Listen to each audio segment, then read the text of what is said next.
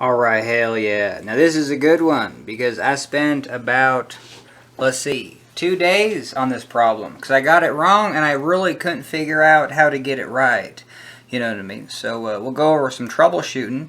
But basically, anytime you get a problem and you're doing physics, like, hey, we're already up to this level. That's crazy.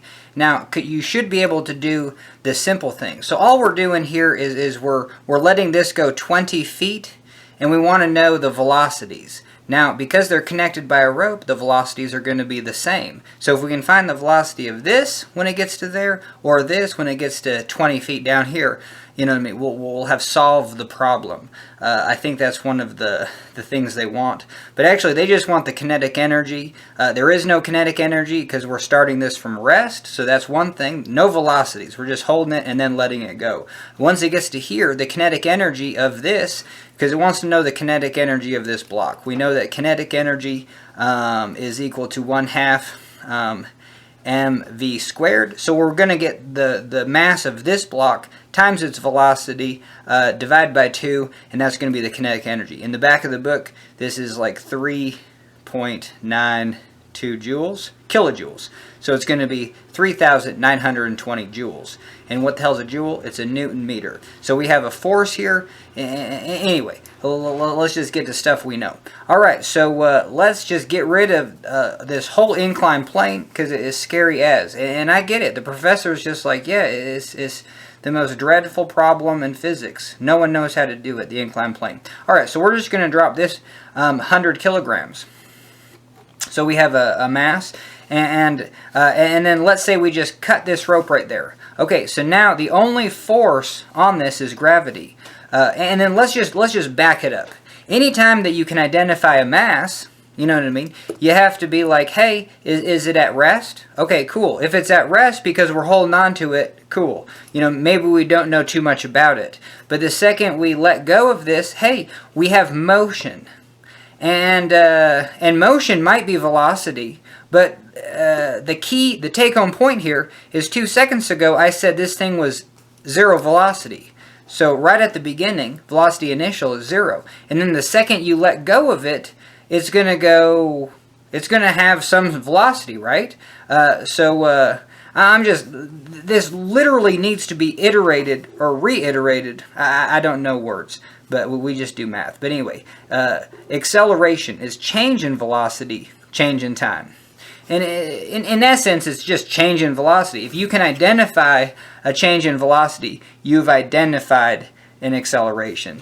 Because you really don't need the change in time component.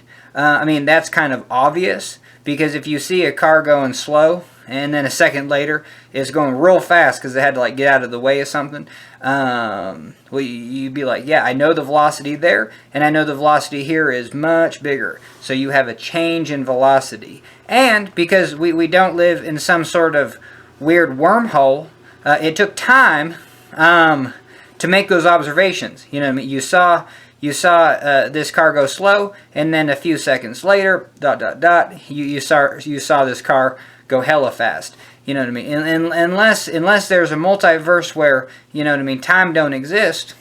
Anyway. So the time's kind of the given. But if you can spot that, hey, this has 0 velocity, we're going to drop it. It's going to have some sort of velocity. And if you know anything about gravity, it's going to get bigger. The velocity component's going to get bigger and bigger. It's going to go faster and faster and faster. Hell, you know what I mean? Air resistance, it might hit terminal velocity at some point. But even if you're jumping off a cliff, terminal velocity ain't nothing. You know what I mean? Okay. So the simplest problem to do is just drop this 100 kilogram block for 20 meters. I'm sorry, everything's in metric. Okay, because we're going to be dragging this 20 meters. You know what I mean? So we can go back to this bigger problem. Am I even recording? Hell yeah. We're going to throw some more time on the clock. Alright, if we go back to this bigger problem, we're going to drag this 20 meters. So again, if we drag this 20 meters, and there's a frictional surface right here. Cool. And if we drag this 20 meters, this also has to go that same distance. You know, maybe we call this C and this is D. Anyway, but this is also 20 meters. So like I said, the simple problem is, you know, don't even have this other block, don't have the inclined plane, don't have the pulley. We're just going to drop 100 kilograms. And we want to know how fast. We want to know the velocity when it reaches this 20 meter mark. So the velocity at 20 meters. You know what I mean? We want to know what the hell that is. Okay, so in physics, there's only so many forces. But Newton's law says F equals ma. It says that if we can identify a force and we can identify a mass, then we can identify motion and acceleration. And I don't mind using the word motion because, you know what I mean? I mean, if something's got a constant velocity, sure, there is no acceleration, this goes to zero. Or if it's at dead rest, there's no velocity, there's no motion, this is zero. There still might be forces on it. That's why if it's near the Earth, you know what I mean, you got the big old Earth here, hell yeah, this is a lot of mass. I mean, it is just a mass generator. I mean, it's not generating new mass, but it's huge. Mass of the Earth, and look at this, just a little 100 kilograms. So there is a force that we know nothing about, but we know that it's constant, and it's so to even just do this one, but we said if we identified a force, hell yeah, force of gravity, we're going to have acceleration. Well, in this case, we don't have acceleration, so there must be the normal force that pushes this thing, whoops, sorry, I'm just spitting everywhere, pushes this thing up at the same time that this is pulling it down, so it has zero velocity. And again, what the hell's I hate this force, but anyway, I mean, if this is the center of mass and this is mg, you have a force that also is right here up, and it's called the normal force. And we say, because F equals ma, you have to sum the forces. It's the sum of the forces. You have to identify all the forces. If you can identify all the forces in a particular direction, you know, in this we're just in the y direction. We could care less about the x direction. So we're going to sum the forces in the y direction, and we identified a mass. And the acceleration in the y direction, well, we're gonna see if it has any. And in this case, of 100 kilograms just on the floor of the Earth, it's not moving. This is zero. So we can still sum the forces. There's still forces acting on it because we have the force of gravity, which is I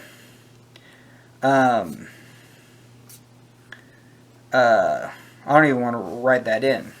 But anyway, force of gravity is mg. Mg. G is the acceleration of gravity. It's 9.8 meters per second squared. Okay, so we can say that this is down. So we're going to say this is the negative direction. This is the positive direction. Because we'll get to this problem shortly. But anyway, so we have, all right, looks like this is going down. So the sum of the forces in y, negative mg, and then the normal force is going up, plus n is equal to, we said that we can still identify our mass, but the acceleration in the y, this is zero. So this is just a big old goose egg. But we still have an equation here. So we can rearrange this equation. We can bring this mg to the other side, and we can say this normal force is equal to the mass of this block times the acceleration of gravity.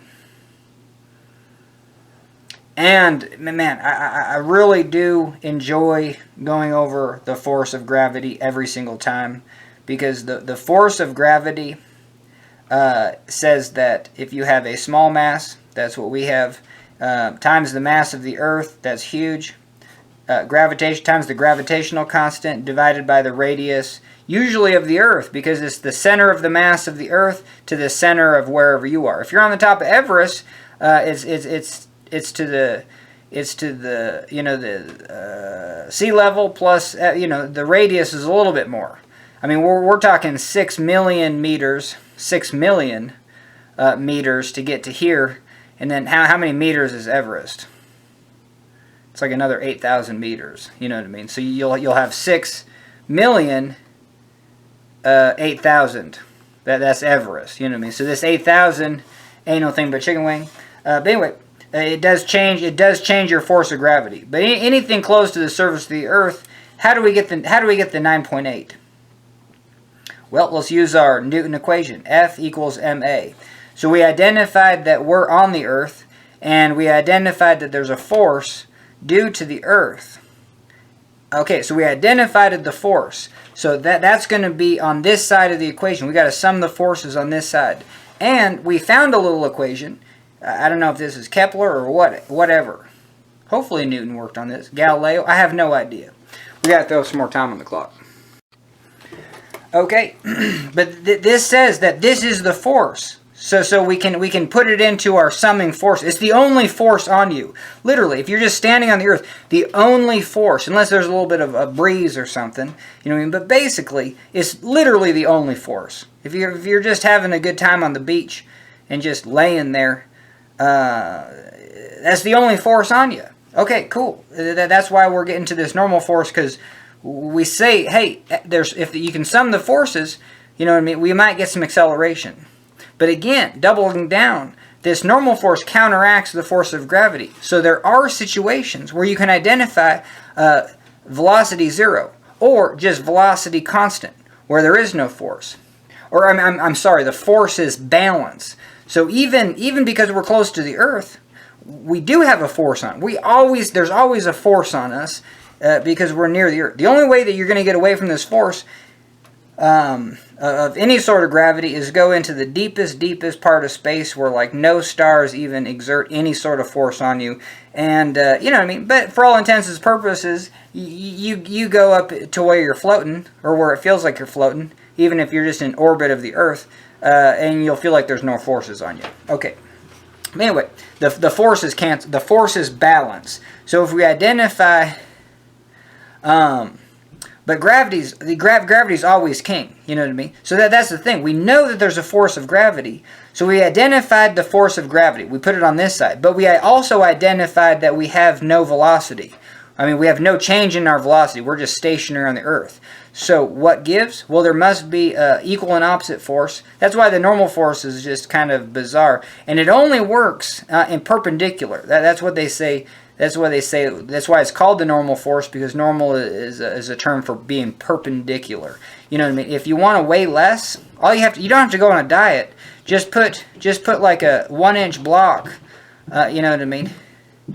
Maybe a 2-inch block on your scale, and then go stand on your scale.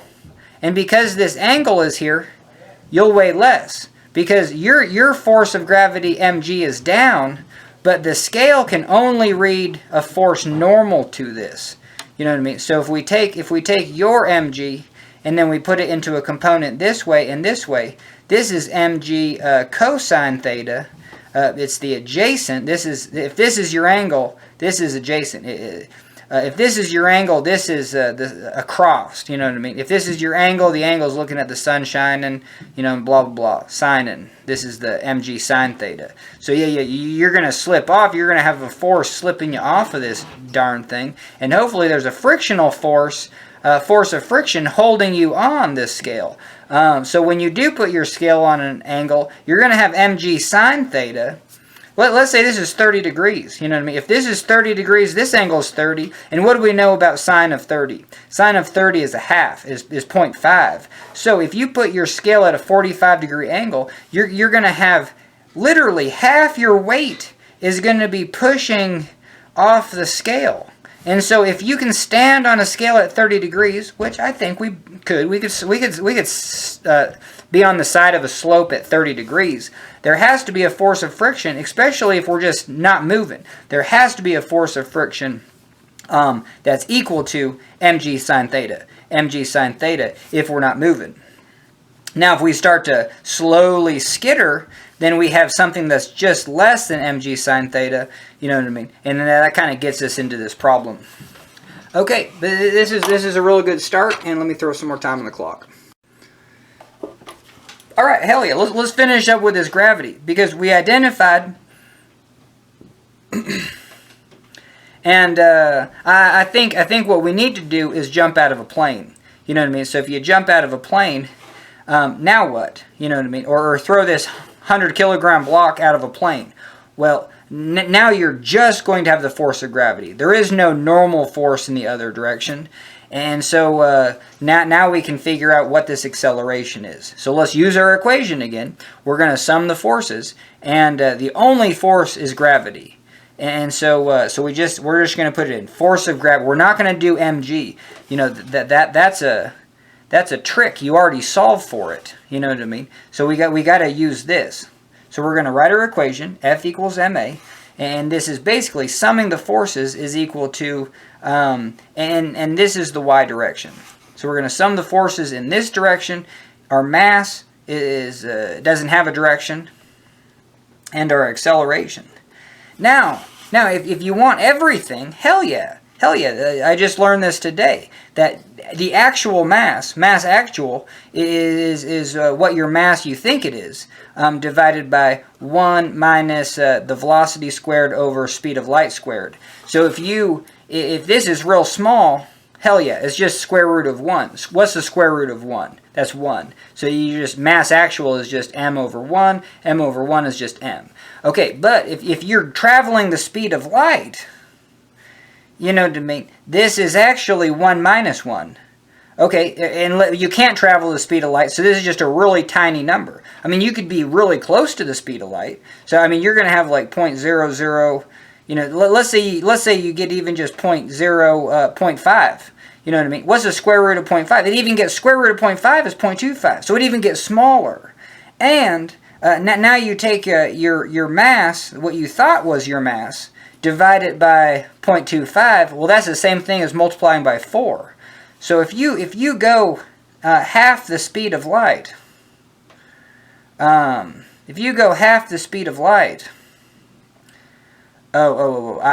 don't know if this would be half though. 0.5 squared. No, I mean this just needs to be anyway. Maybe you only have to go a quarter of the speed of light.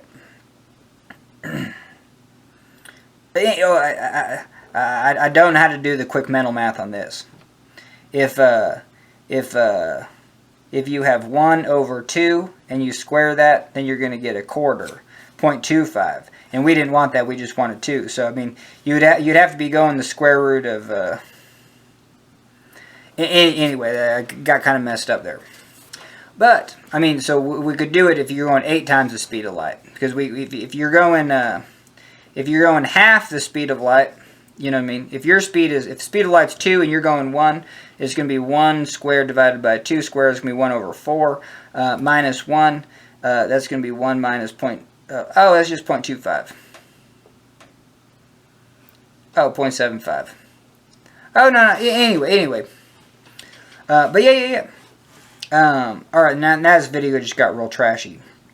But theoretically, if you're just velocity, like there's no terminal velocity, and for some reason you're just getting sucked into a black hole, well guess what? Your mass will have a vector component in this direction, and it'll be your mass in the y direction will be this will be your mass in the y direction. It'll be a function of your velocity. Okay, but anyway, we don't want to do that. We just want to say mass is constant. We want the acceleration in the y direction. The only force is gravity. It is just this. So we go gravitational constant, our mass of the Earth over radius of the Earth squared, that's squared, apologize, is equal to our mass, or this block, times acceleration in the y. These two masses cancel. So now we can actually get this real easy. And this is one that you should do because it's kind of first chapter stuff. Gravitational constant is basically 6 times 10 to the negative 11. Mass of the Earth is 6 times 10 to the 24 kilograms. And radius is 6 times 10 to the 6 squared.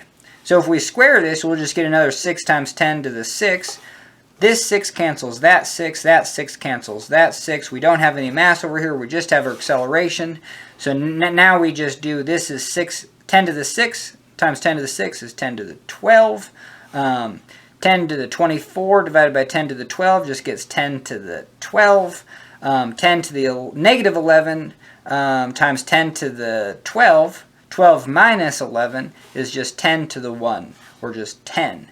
And that's the acceleration of gravity. So now we can say this is G, and it's 10.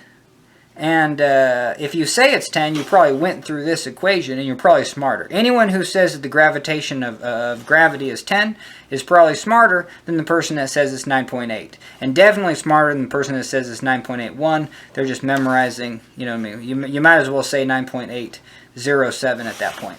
Okay, if you're going to start just memorizing stuff to memorize stuff, I mean, at the end of the day, you got to say, who the hell cares? I just want to be accurate when I do this problem and not just really mess it up and spend 2 days on it, which I did. All right, let's throw some more time on the clock.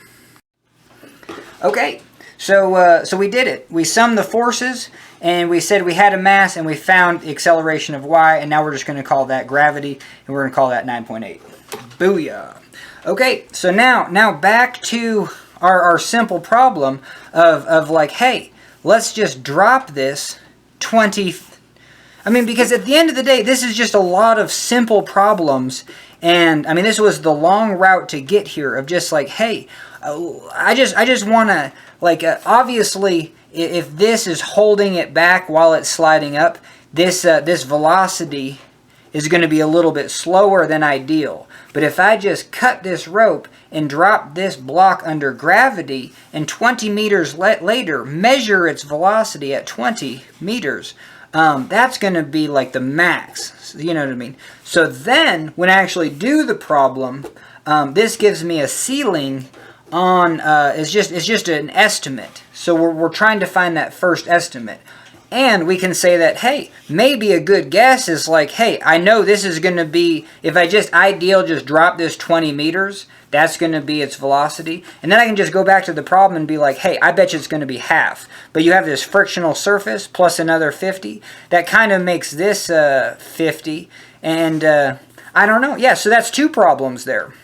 I mean, just the fact, so let's do those 2 problems. So you have a 50 and you have a pulley.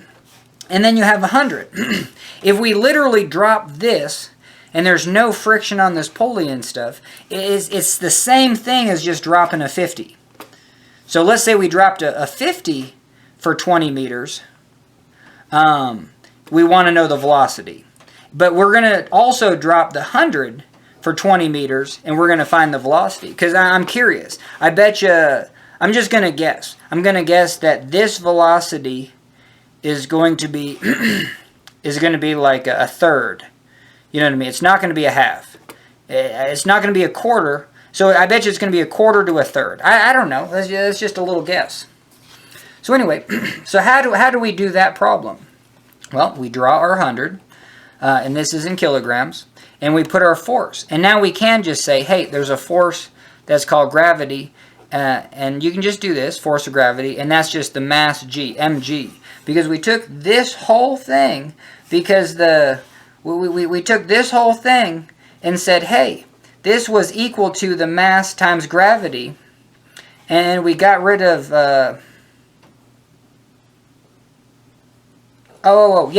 we just took this side of the equation, which was the force, and just said, hey, if this is the force over here, we can either, yeah, this is very fascinating. There's 2 ways, you know, anytime I say, hey, the force of this is mg, that is identical to saying that this is the gravitational constant, mass of the block, mass of the Earth, divided by the radius of the Earth squared. These are identical. That's because F equals ma. You did the force of gravity, that's this, and then you found out that the acceleration due to the force of gravity with no other forces around, the skydiver jumping out of the plane, is this acceleration is 9.8.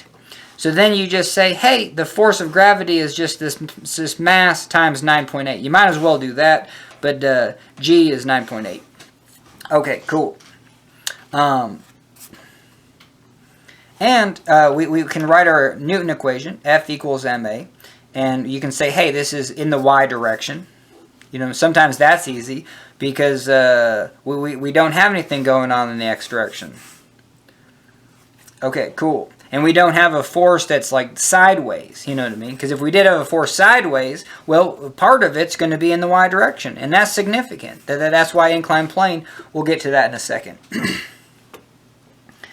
All right, hell yeah. So we're going to sum the forces. There's only one. It's gravity. It's pulling it down. And we're going to say this is the negative direction, this is the positive, for whatever reason. So, so we're going to say we have a negative mg over here, and that's going to equal to our mass times the acceleration of our mass. We're just going to say this is a. So we want to know the acceleration of this mass. And well guess what? The masses cancel, and then we know that g is 9.8. Hey, look at it. Our acceleration of our block is 9.8.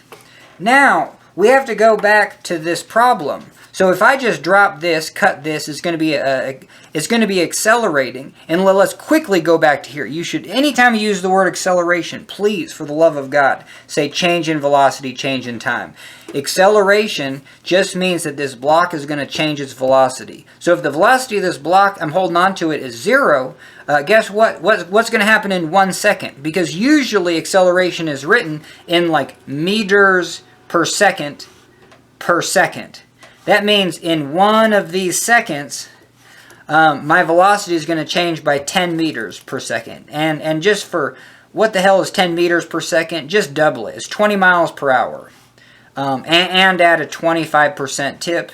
So that would be like 22.5 miles per hour. That's more accurate. Double times 25% tip. But else it's just double. So in 1 second, no way. You drop anything, in 1 second it's going to go 20 miles an hour. That's crazy. In 2 seconds, what's going to happen? Well, it's going to go increase another 20 miles an hour. It's going to go 40 miles an hour. Well, how about the third second? Is it going to go to 80? No, it's just going to increase another 20 miles an hour. Literally, the definition of acceleration is just changing the velocity. And for our case, as long as we're near the surface, like I said, didn't I show Everest up here? It's only 6,008,000 meters, you know, from the center of the Earth. Like, who cares? It's about 6 million. We're all about 6 million meters. No matter if we're on the highest point or the lowest, you know, trench of the ocean, it's all the same. We're basically at the same. Gravity is 9.8. Cool. It's gravity is wanting to change our velocity 20 miles per hour every second. See what I did there? The second I said gravity was 9.8, flip a switch in your brain to be like, hey, that's an acceleration. If I said the word acceleration, for the love of God, say change in velocity. You don't have to say change in time, but it's just given. Especially if you put a number to acceleration, then hell yes. Hey, I'm going to accelerate 10 meters per second per second. Yes, every second you're going to change your velocity by 10 meters, by 20 miles per hour. I mean that's crazy. And we can do this backwards, because if you're going 0 to 60 in 6 seconds, then every 1 second you're changing your velocity by 10 miles per hour, which we said is only, this would only be 5 meters per second. So when you go 0 to, so you can just write now, when you go 0 to 60, you're only pulling a half a G. You know what I mean? So if you went 0 to 60 in 3 seconds, and there are cars that can do this, 3 to 4, hell yeah, you're going to be pulling 1 full G. So even just right there, the fact that we said, we identified it in acceleration and instantly said what the hell the acceleration is change in velocity. And if we have a number on it, our change in velocity is 10 meters per second. Every second we're going to change our velocity by 10 meters per second. 10 meters per second velocity in metric is about 20 miles per hour. So every second we're going to increase our speed by 20 miles an hour. Cool. Okay, so now for the calculus part. But we don't have to do calculus. It's just throw some more time on the clock. I'm going to grab another battery. All right, hell yeah. Now let's just friggin' let's get to it. So we have this 100 we're going to identify that it's mg. That's the only force on it. Force is equal to mass times acceleration. Sum of the force, we have this mg over here. And so we're saying, what's the acceleration of this block? That's this part. That's why this F equals ma problem is always a little bit tricky, because it already looks like you have it over here. You know what I mean? It just looks like the mg goes over here, but no. We're going to identify a mass. That's this. And we want to know the acceleration. And then you have to look at the Earth and see what it, because even if you're on halfway to the moon, you know what I mean, you're still going to have a gravitational component from the Earth and from the moon, you know what I mean? And so gravity is everywhere, but that's literally the, always the case. You're always going to have some force of gravity, because we live basically in the known universe. That's also kind of another, oh, never thought of that. Like, gravity is always an issue. Okay.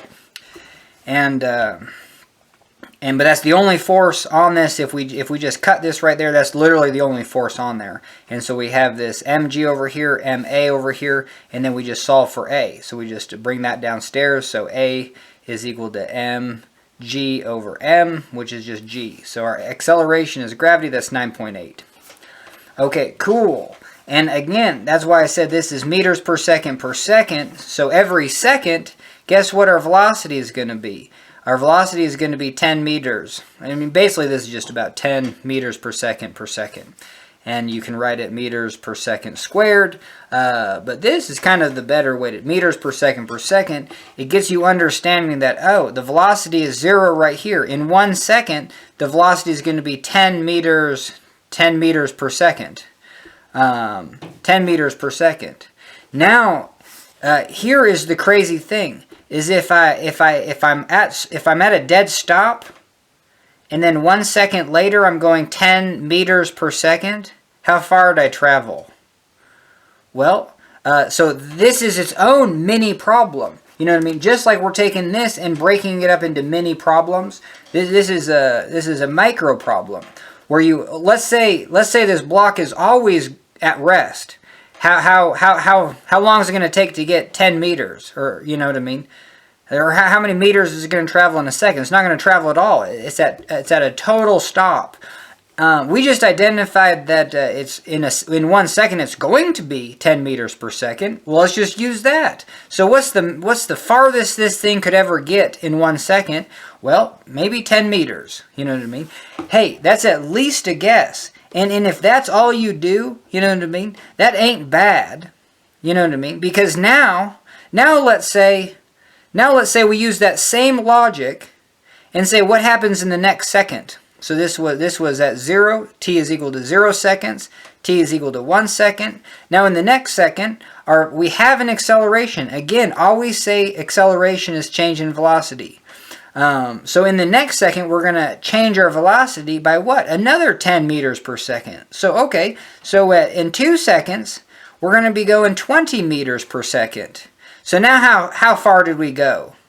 Well, let's say we're just, and I'm not saying like even for the engineer, this is too complicated for their brain to be like, oh, it's really difficult to be like, so that's why I just like do the micro problem and just guess. Okay, if I'm going 20 meters per second and I just traveled for 1 second, this is my max speed. Well, let's just say I traveled 20 meters. So in the first second, I traveled 10 meters.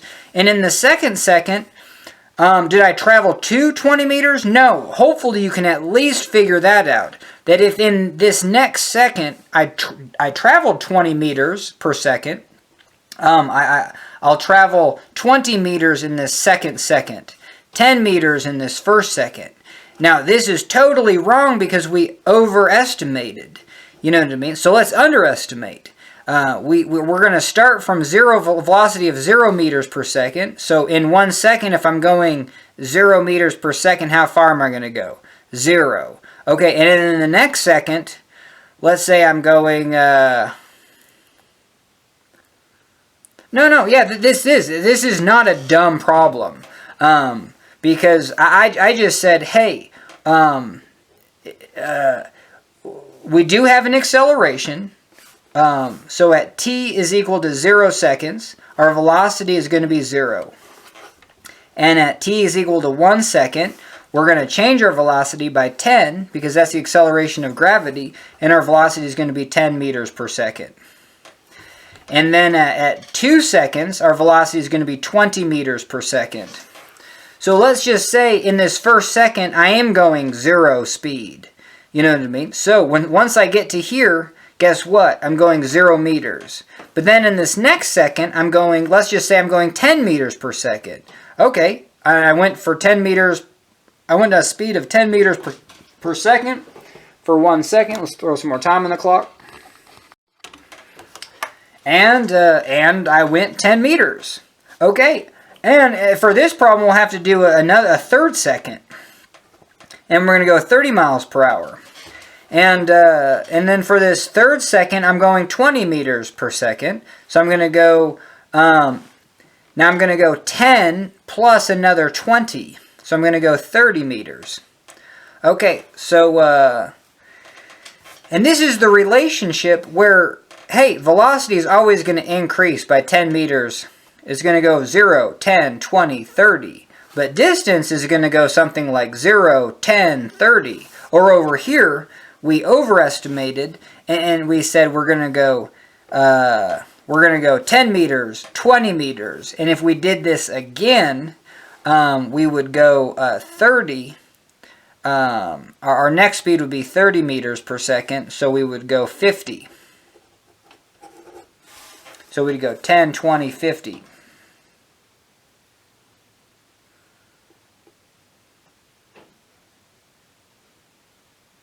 I think that's right. Because our velocity for that third second is 30, and we're saying, hey, that's our max velocity, and so we're going to just add it to that last 20.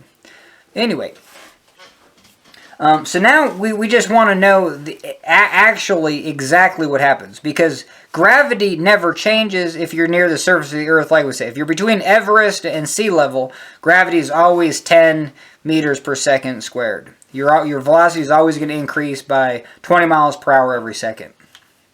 Okay, so in that first second, we're at rest. T is equal to 0. Velocity is 0. In 1 second, our velocity is going to be 10 meters per second. So now, if our velocity went from 0 to 10, does it do so like this? You know what I mean? Are we at 0 and then all of a sudden we're at 10? No, because our change in velocity is constant.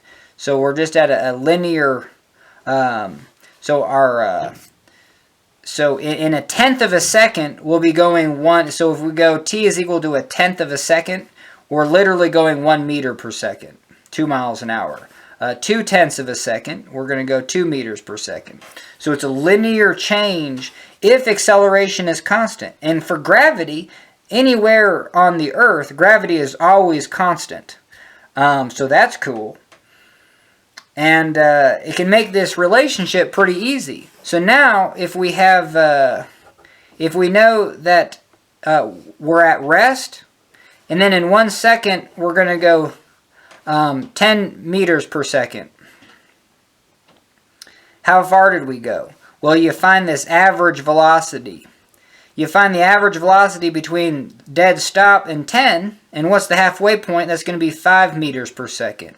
And we use this for our calculation between 0 and 1 seconds. So now you can literally say, hey, on average we were going 5 meters per second. It's like your speed.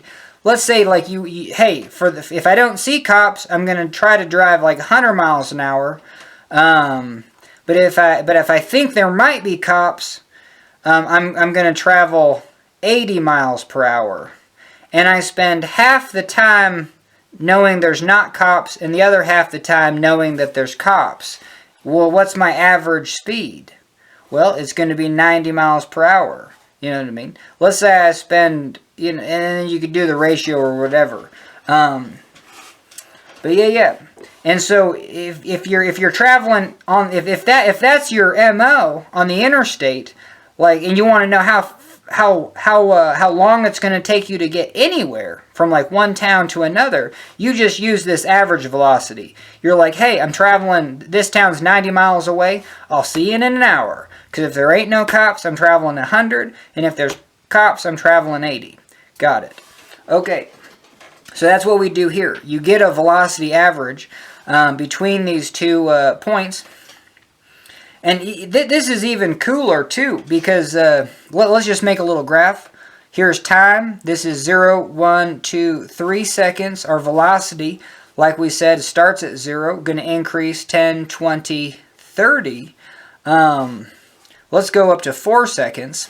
40. Perfect. So I think we need this. So at 4 seconds, maybe we don't. Maybe we don't. Whoa. So at 4 seconds, we're going 40 meters per second. So the velocity average is 20 meters per second, but we went for 4 seconds. So our distance that we traveled was 80 meters. Okay, we're only traveling 20 meters, so that wasn't it. So we're going to do this. So we got, so in between 0 and 20, our average speed is 10 meters per second, but we traveled that for 2 seconds. Seconds cancel, and we went 20 meters. Okay, there it is. There it is. So just by using a little chart to get, for this to drop 20 meters, because that's part of the problem, it's going to take a time of 2 seconds if we just cut this. Okay, so now if we go back to this problem, because this thing is hooked to another mass, so, and the other mass is going kind of slightly uphill and getting drug over a friction surface. So now how long is this thing going to take to go 2 seconds? It's going to be, 20 meters. It's going to be more than 2 seconds, so we can just guess. I'm going to guess 4 seconds. I don't know. I'm going to guess in between 4 to 6 seconds. That's what I'm going to guess. So hopefully, when we do this problem, we kind of come up with that element. Okay. But we really need to use calculus to figure out exactly how to get this time value of 2 seconds instead of just doing this. So I'm just going to do it right here. If you have an acceleration and it's constant, we're going to do this 9.8 now. No, I got to do the whole thing. Acceleration is change in velocity, change in time. And I like to use these deltas because just like we did, we threw any change in, we threw 0 to 40. So we changed our velocity by 40, and how many seconds did we do that in? 4. Our acceleration is still 10 meters per second per second. You could throw any of these values and still, because acceleration is constant. But because A is change in velocity, change in time, it's also this dv, dt. This is also a change in velocity, but it's assumed that this is kind of getting small. You know what I mean? Like a tenth of a second. You know what I mean? Maybe 100th of a second. 1,000th of a second. Where it just gets so small, you know what I mean? But, I don't know, a 100th of a second, that'll get you close enough. Because we can throw this in Excel and do the same thing. But anyway, but now we actually, you do have an equation. Even though you see like a d and a dv and a dt, don't sweat it. It's still an equation. This thing still says, hey, this A is still equal to change in velocity over change in time.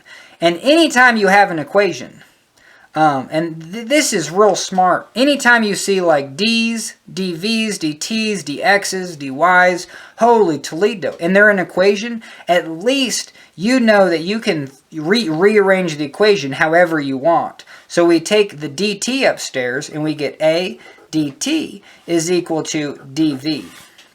Cool. Because now if we do this, now we can integrate both sides. And this is all I know. But up to this point, I'm sure there's a little bit more magic. But integral of dv becomes velocity. And integral of acceleration, dt, becomes...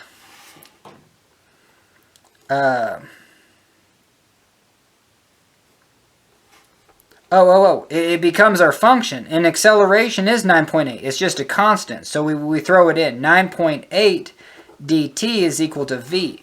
I just don't like the way this is arranged, so we're just going to flip-flop 9.8 dt,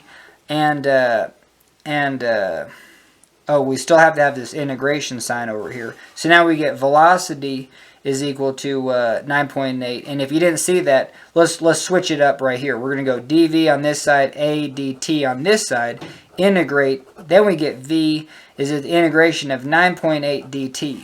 So that's literally how you do that.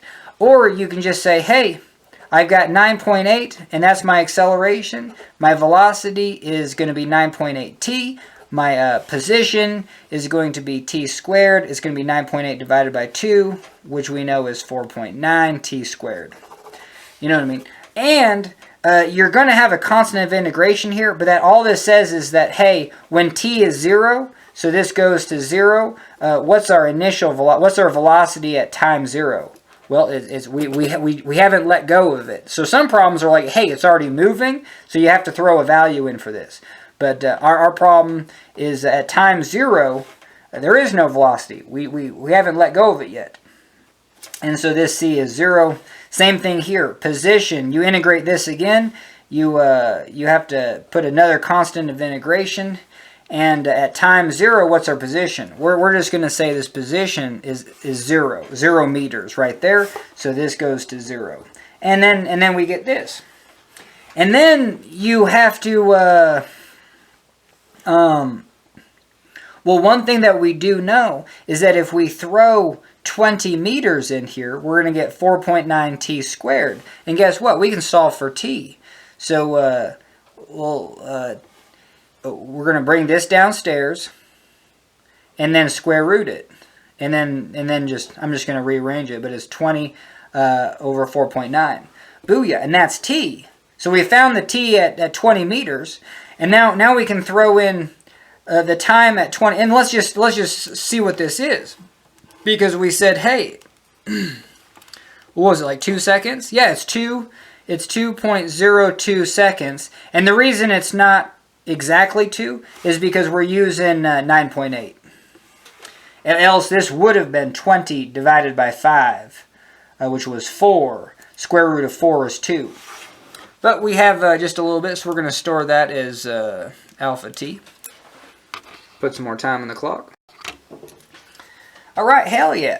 And now we're going to throw this t back into our velocity equation. Now this velocity is the velocity at any t. So at t is equal to 0, our velocity is 0. And if we say, hey, our velocity at 2 seconds, well, we're going to throw 2.02 in there, so we're going to get 9.8 times alpha t.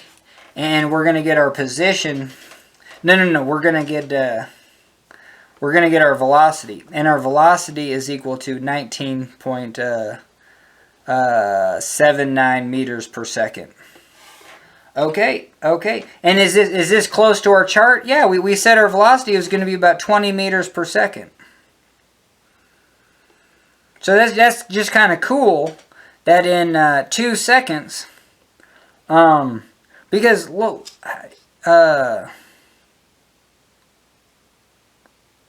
yeah, because what's the, in 4 seconds, you're going to go 40 meters per second, but your position is going to be like 80 meters. You know what I mean? Because it's a square. So that's the other thing. Even though it's looking linear, let's say we throw in a 40 right here. So we're going to get 40 is equal to 4.9 t squared. Solve for t. And that's going to be 40 over 4.9 square root. 40 divided by 4.9 square root of that. And then, so that's our new t. That only took 2.85 seconds to get 40 meters. So that's kind of interesting. And then our...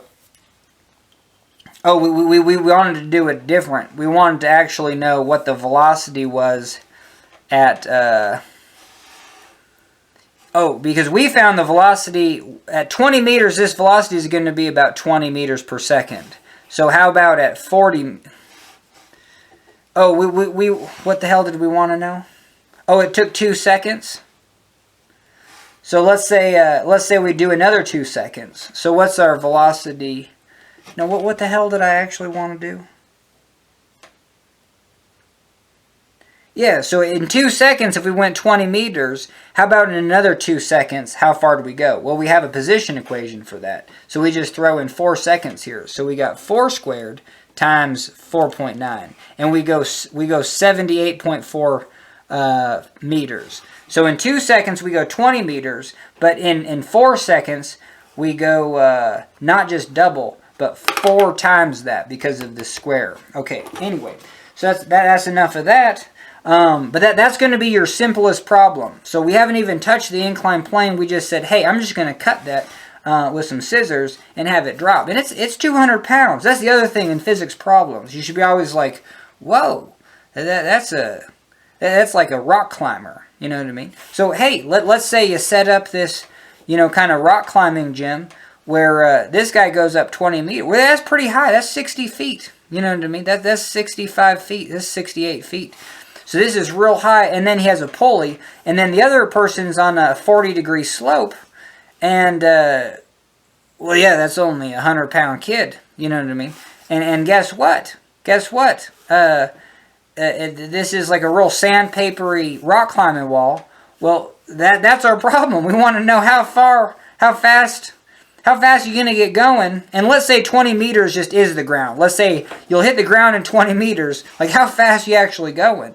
Well, ideally, we just said that you're going to be going, what was our velocity? 20 meters per, 40 miles an hour. So that's crazy. So if you drop 65, well, that just makes sense. So it's so interesting how, like, yeah, if you're on a pulley and you got a counterweight, because you set this up on your roof and you fell off your roof, but you tied, something to a big old trash can full of snow or water. I don't know. Was it enough? Well, if you just jumped off a 65-foot house, you're going to hit the ground at 40 miles an hour. That's going to suck.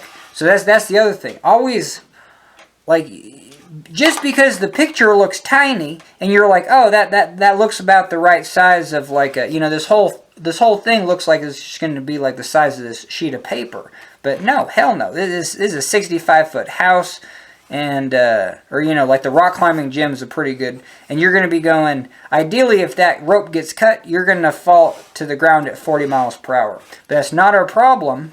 And our problem is a little bit simpler because you're actually hooked to another mass. So now let's do this. Let's say you're actually hooked like this. So this is, and I'm just going to start doing, this is M1, this is M2. So this is the 100 kilograms. And here's your pulley. So now gravity is still pulling. No,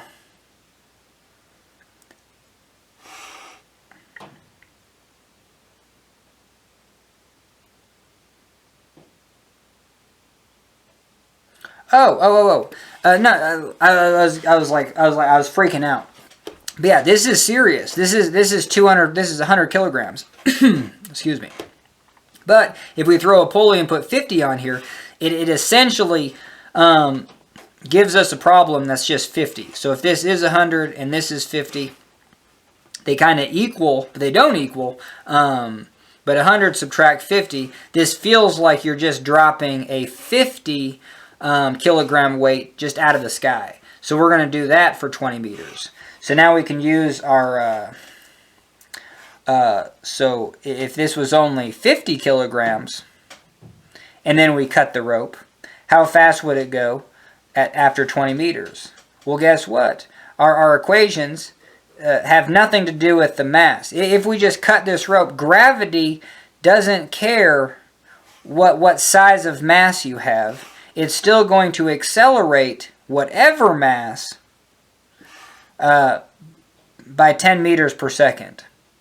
So this thing is still just going to go 40 miles per hour, 20 meters per second when it hits the bottom or whatever. Okay. All right. So now I think we actually just have to. But here's the other thing. Like let's say you have 100 kilograms and the rope you're actually having to.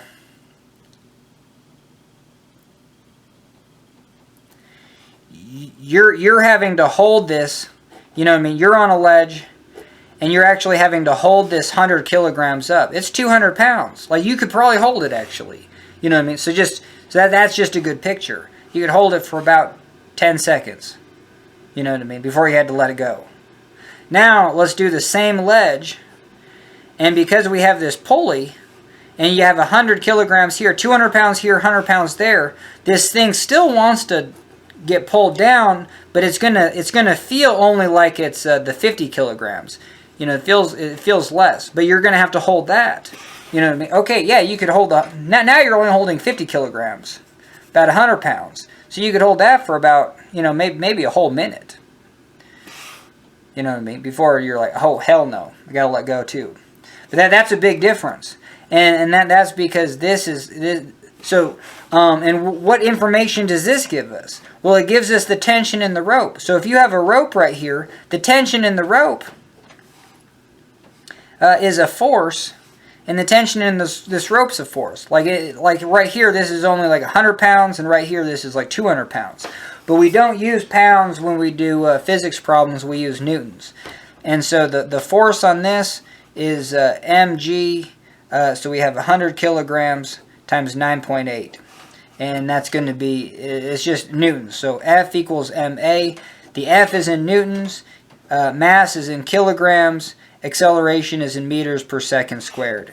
As long as you have that, every mass in kilograms. So if you have mass in grams, you got to convert it. You got to divide by 1,000, and then get mass in kilograms. And then acceleration, for the love of God, you have to have it in meters per second squared. Anyway, and then you get 980 newtons, and about 4 newtons is equal to 1 pound. You know what I mean? 1 newton is about a quarter pounder of McDonald's. You know what I mean? So hell yeah, you're gonna have over 200 pounds right there, 100 kilograms. And yeah, 100 kilogram is like 2.2. So you're gonna have 220 pounds. And yeah, hopefully that came out right. Anyway, yeah, you get 980 newtons. And right here you get 50 times 9.8, which is approximately 50 times 10, about 500 newtons. So you get about 1,000 newtons right here, 500 newtons right there. All right, hell yeah, let's do this problem. All right, let's just keep on keeping on with this format, because the other thing that we have here is that we can make this incline. I mean, where it's literally just like this. And let's say this is just ice, and then this is our 100 kilograms. This is our 100. This is our 50. Now, if this is a slippery surface, it don't give a crap. It don't feel it at all. You know what I mean? Like, well, is that true? Is that true?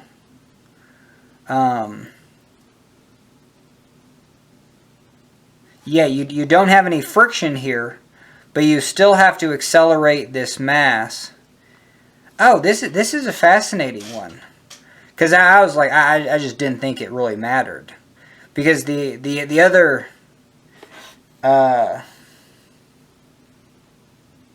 holy Toledo, is this going to make it easier or harder?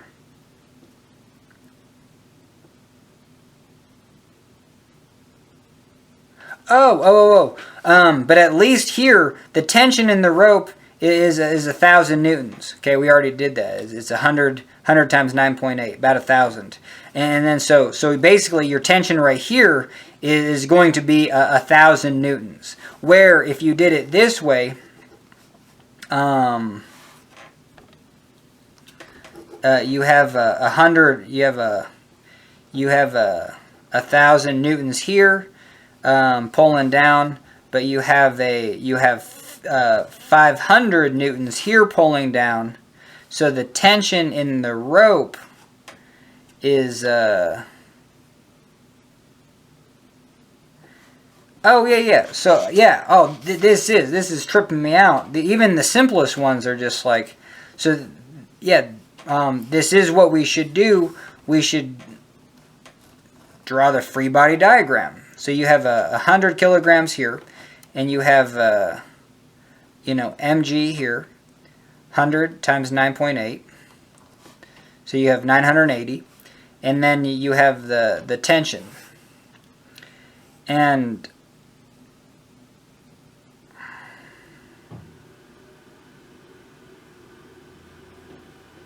then over here you have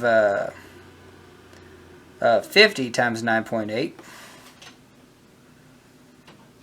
which is 450 plus 40, which is 490 newtons.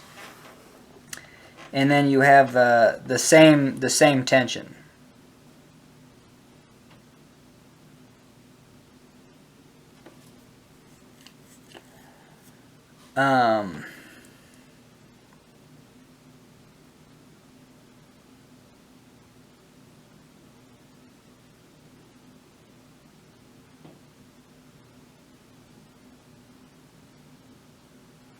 Holy Toledo. Oh no, okay, I caught myself. So, yeah.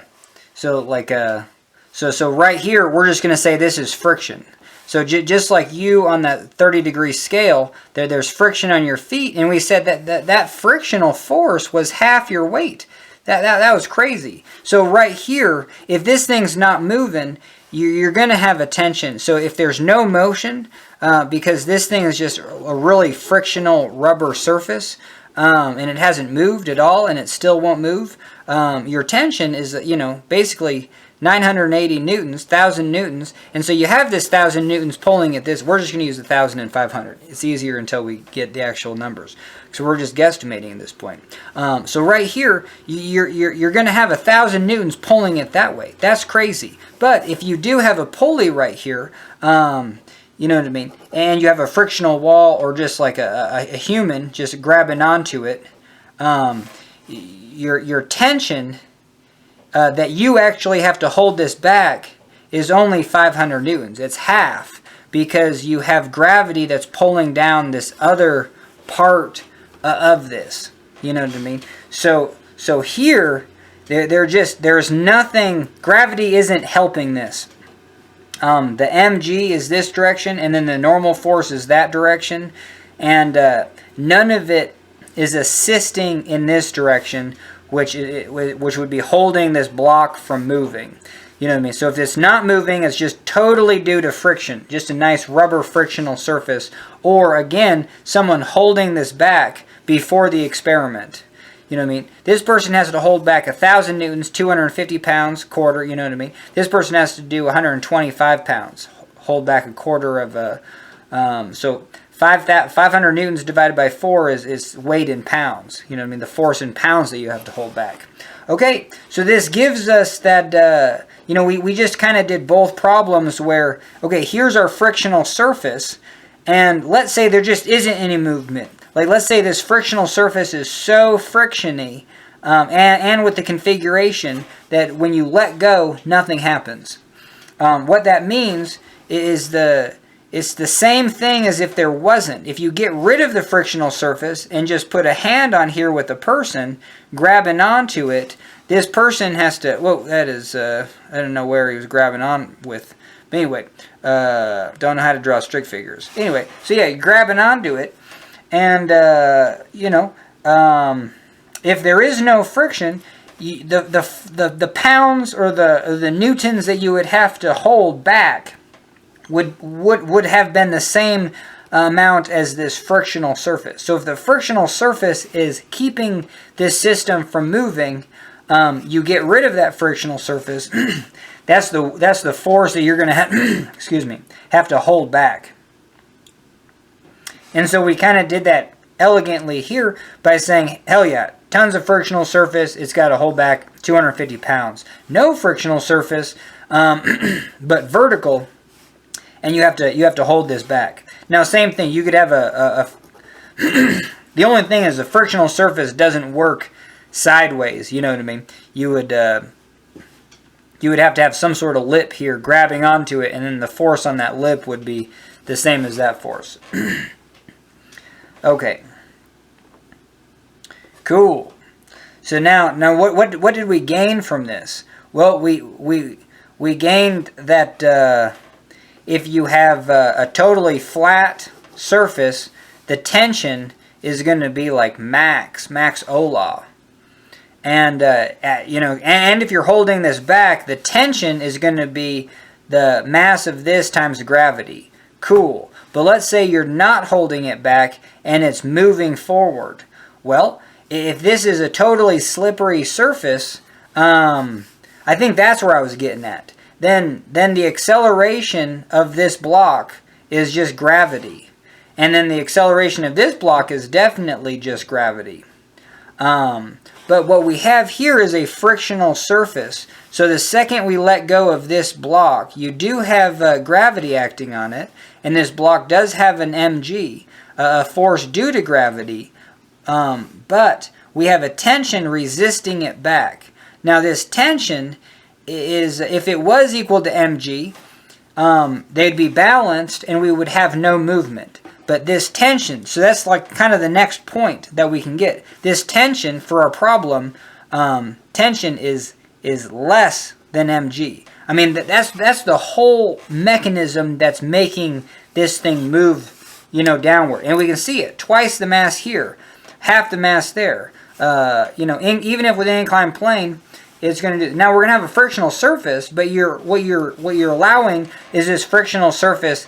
You're saying, yes, this block is going to move. This frictional surface doesn't have a whole lot of friction. Its coefficient of friction is 0.25. So after doing this whole problem, you could go back and be like, well, what coefficient of friction do you need to keep this system from moving? And there's materials that could match that coefficient of kinetic friction. Sorry to use the word kinetic. Just call it coefficient of friction until you get used to this stuff. Anyway, and then you might be like, oh, okay, it's a rubber mat. And what they have is just like a painted wood surface. You know what I mean? Doesn't have much friction at all or whatever. All right. Throw some more time on the clock. All right, hell yeah. Okay, so we're making some progress. And let's see. So, oh yeah, this last point was real key. Is that the tension in this rope is going to be less. Than... it's going to be less than 1,000 newtons. You know what I mean? If something was holding this back so strong, whether it was coefficient of friction or a person, the tension in this rope is going to be 1,000 newtons or 980 newtons. Okay? But what we're saying is we're going to allow for motion, and in this case, the motion is acceleration, change in velocity, due to the fact that gravity is the driving force. Gravity is the force. And so if we do, let's say this is the y direction here, now we can use our F equals ma. So write F equals ma, then write it again with the sum of the forces in the direction that you want is equal to the mass times the acceleration in that direction. So now here you have to find the forces. Well, one, you know that the Earth is a force and it's pulling on this block because this block has mass. It's a lot of particles, whether it's made out of metal or whatever. But you can add the mass up and you get 1,000. And so we can say on this side of the equation, the mass of that block times gravity is the force pulling down. And if we say this is the negative direction, this is the positive direction, we're going to put a negative sign on there. Tension is going up, pulling it up, and that's going to equal mass times acceleration in the y. Now we don't know what this tension is, but we did confirm that this tension is less than mg. I think there's just a real tendency to be like, oh, I drew my free body diagram that showed my gravity pulling down on this mass at mg, and my tension is this direction, so it just looks like tension is equal to mg. But that's not the case because we do have acceleration. Acceleration is going to be a number, and if we go back to our F equals ma equation, this side is finding all the forces, and it has to be equal to its mass times the acceleration. So even though that these forces are equal and opposite, like the two things, it's fine that they're equal and opposite. You know what I mean? And we could have another force pulling out on this way. But what we're trying to figure out is if after we add the forces, let's say in this direction, and that's no longer there. So we did that. Then we see if then we see if there's a that's going to be equal to the mass times acceleration on this side. I don't know. I was thinking about a different problem. But anyway, so F equals ma. Sum the forces on this side. It doesn't matter if they oppose. You know what I mean? You'll just have negative mg plus t, and then that's equal to the mass of this object times whatever acceleration that it will have. And so right here we're at a stopping point. We don't know what t is. You know, there's a real tendency to just be like, oh, well, t is 1,000. But if we did that, you'd have negative 1,000 newtons plus 1,000 newtons. That would be 0. Our acceleration would have to be 0. But that's not the case. We're saying that this drops and is pulling this up and is changed, and there is an acceleration. And then the cool thing here is with the F equals ma problems, like all we're excuse me. All we're trying to find is acceleration. I mean, there's no change in acceleration for all these simple problems. Now, if you're a car stopped at a stop sign, and then you pick up speed, and then a couple seconds later you're going 25 miles per hour, like was there a change in acceleration?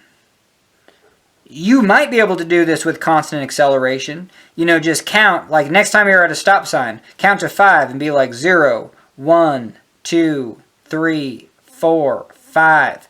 And then watch your speedometer. And then if here's 0 and here's 25, 5, 10, 15, 20, 25. You should be here at a second, 2 seconds, 3 seconds, 4 seconds, 5 seconds. But acceleration can be changing because you might just be like, I might be going slow to start, you know what I mean? And then, you know what I mean, 0. So I'd be going like a 0, 1, 2, 3, 4, 5. You know what I mean? So the last, from 15 to 25 take me 2 seconds, but I spent 5 seconds to get, from there to there. So yes, you are going to have a change in acceleration because my change in velocity was constant through here, but then it changed, and then I have my change in velocity was constant through here. Yeah, so you can have a change in acceleration. And what the hell does a change in acceleration mean? Because if we have F equals ma, our mass doesn't change. So if we have m change in acceleration, well, guess what? That's going to be a change in the force. So it's kind of like a and other problems, yeah, you sum the forces at like a certain, like at time is equal to 0 seconds, right at the initial. You're going to sum all the forces, and you're going to be like, hell yeah, there's an acceleration. But some of these forces are a function of position. So if your x is 0 and then at 1 second your x is 10 meters, well, hey, that changed your some of these forces, like forces of springs, like maybe the spring was pulled out 10 meters, and then that's a long spring. But anyway, after a second, the spring is at neutral. You know what I mean? So now that force goes away, and and maybe other forces dominate.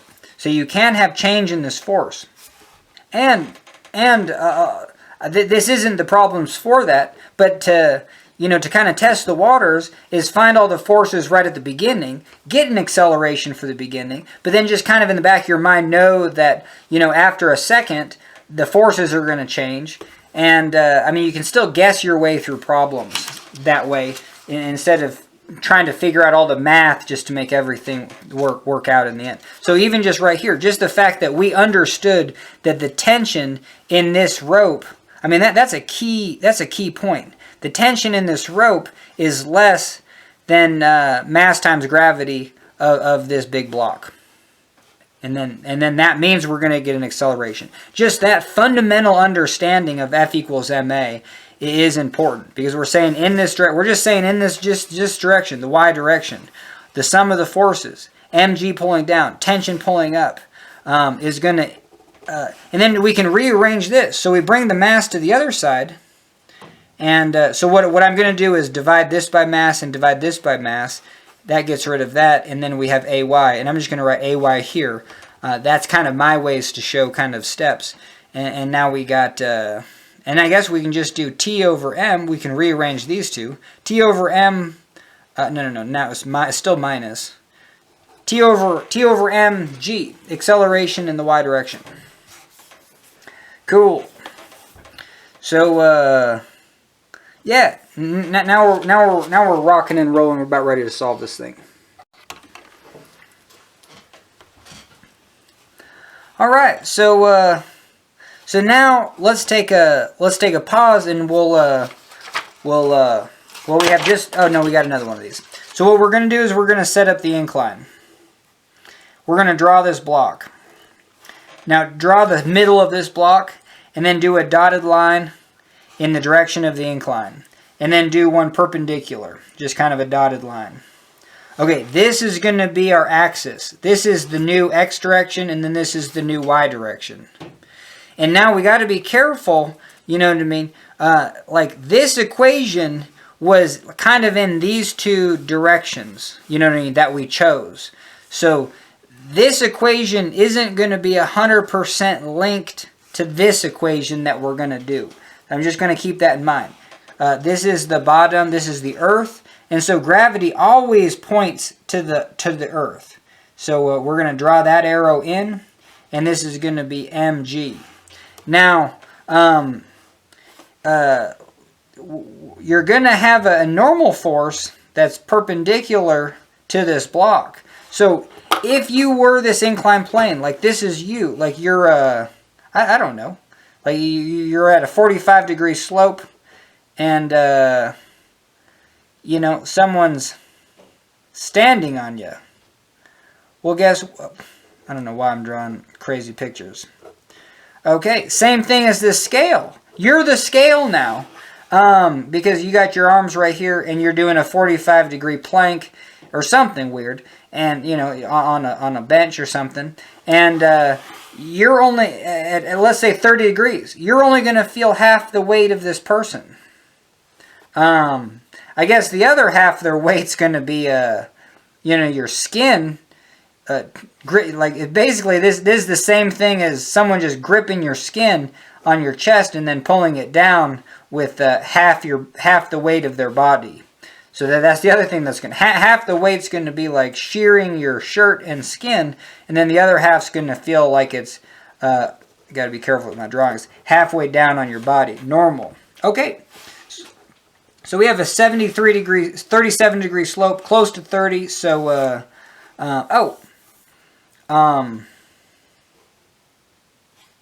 yeah. No, that's not true. If you're only at 30, yeah, scratch that whole thing. If you're only at 30, you have to be at 60 degrees. So if you did a plank where you're at 60 degrees, and somehow someone was able to cling to your shirt, yeah, all of the pressure would be downward. You know, it would be like, you know, if they'd just be pulling your shirt down, but the force on your chest this direction and the normal direction would be half. And I'm glad I made that mistake, because that's the cosine theta part. Because cosine of 30 degrees is like 0.866. You know what I mean? That's 86% of the body weight is you're going to feel if it's only a 30-degree slope. Now cosine of 60 degrees, this one of 60, well, hell yeah. The downward, the weight in that direction is only going to be half. It's going to be 0.5. And okay, cool. But in this situation, you're going to have 86% down, and then half of it's going to be clinging to your shirt. You know, kind of pulling you that way, half the weight, because sine of 30 is equal to 0.5. Okay. And then just a quick reference, sine of an angle and cosine of an angle, you know, in between 0 and 90, because that's all we're doing, you know what I mean? You're only going to crank up this inclined plane up to a 90, you know, that'd be the steepest you'd want it. But just know that sine and cosine is just the fraction or percent in that direction. You know what I mean? So if you have a flat surface and all your weight's down, and then you start to increase this, well, guess what?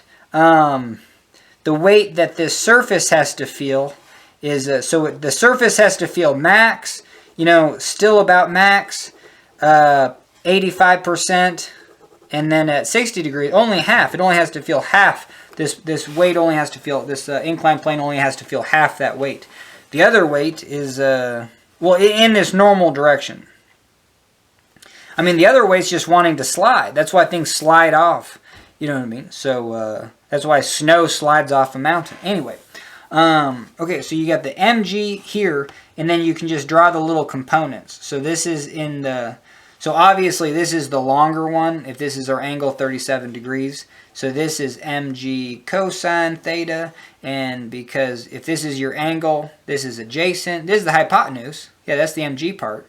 And this is the opposite, kind of like the sun's rise and shine, and that's the sine.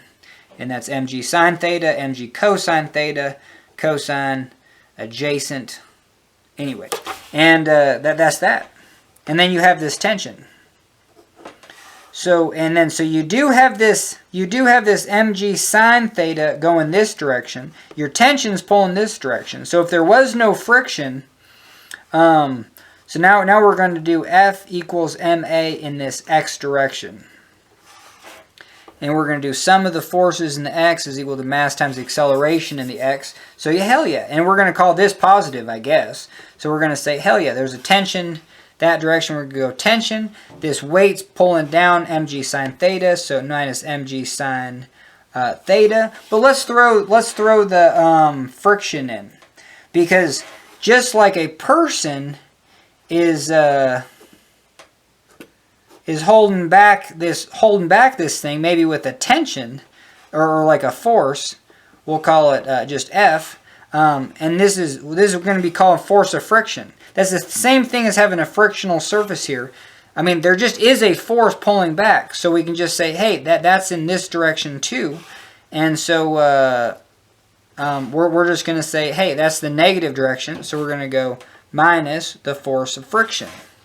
And that's it. And now we just equal to mass times acceleration of x. And if you want to know what force of friction is, force of friction says like, hey, whatever the weight in the normal direction is, you know what I mean? So this is the normal direction. And so let's do forces in the y. So you do F equals ma, and that's the sum of the forces in the y is equal to mass times acceleration of the y. But if we say that this is the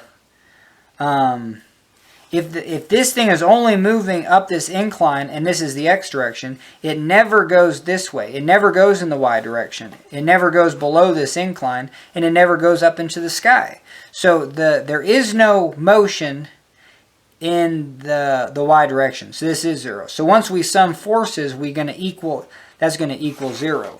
So we have mg cosine theta going down. So we're going to call this the down direction and this the up direction. So we're going to say negative mg cosine theta. That's the component of the weight in this direction. And then you have the normal force plus the normal force going that way equal to 0. Okay. The sign convention really doesn't matter on this one because they're equal to 0, and that just means that the normal force is equal to mg cosine theta. Now the definition of a frictional force is whatever the normal force is, whatever the normal force, kind of whatever the mg of the darn thing is, but it has to be perpendicular to the surface, which is the normal force. That times the coefficient of friction, so 0.25. So it's a quarter, whatever the mg of it is. So in this case, mg is 50 times 9.8, which is 490.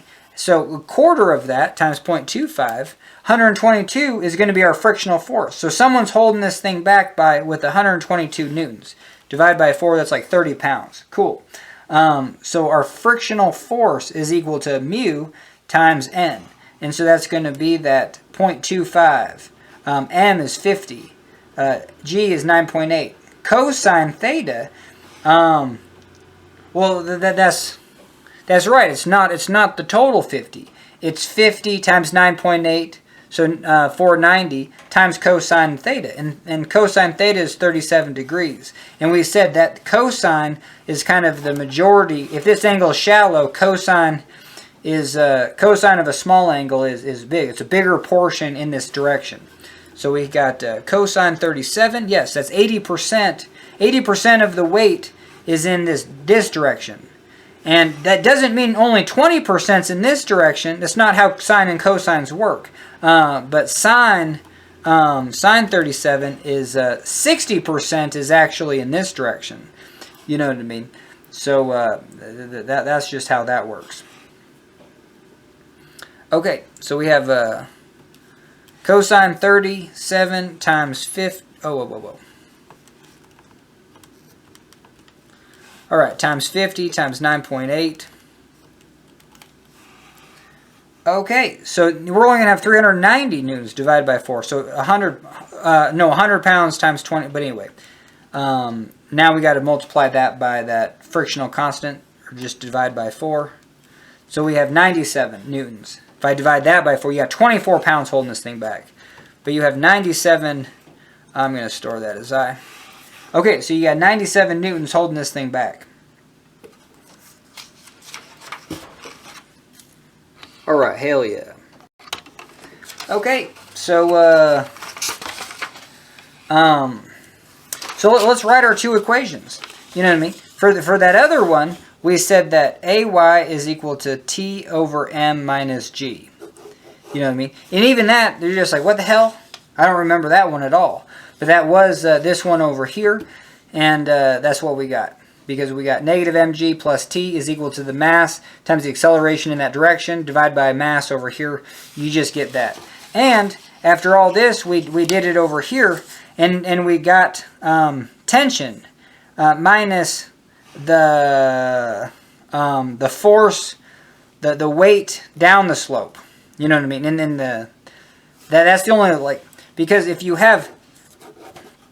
this has a mass and it's mg this direction, if it's just a flat surface, it ain't moving. But the second you turn this way, yeah, the component of this gravity in this direction is sliding it down the slope. So that this is the component sliding it down the slope. This is the sun shining part minus the force of the friction.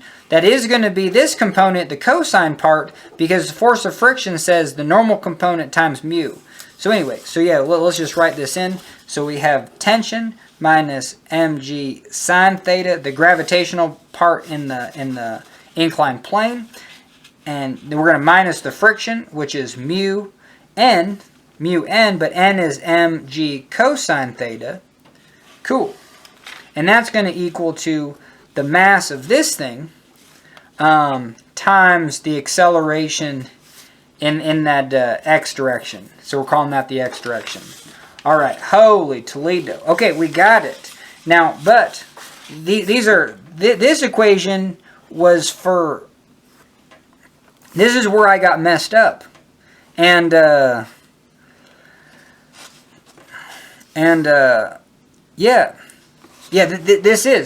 literally is where I got messed up.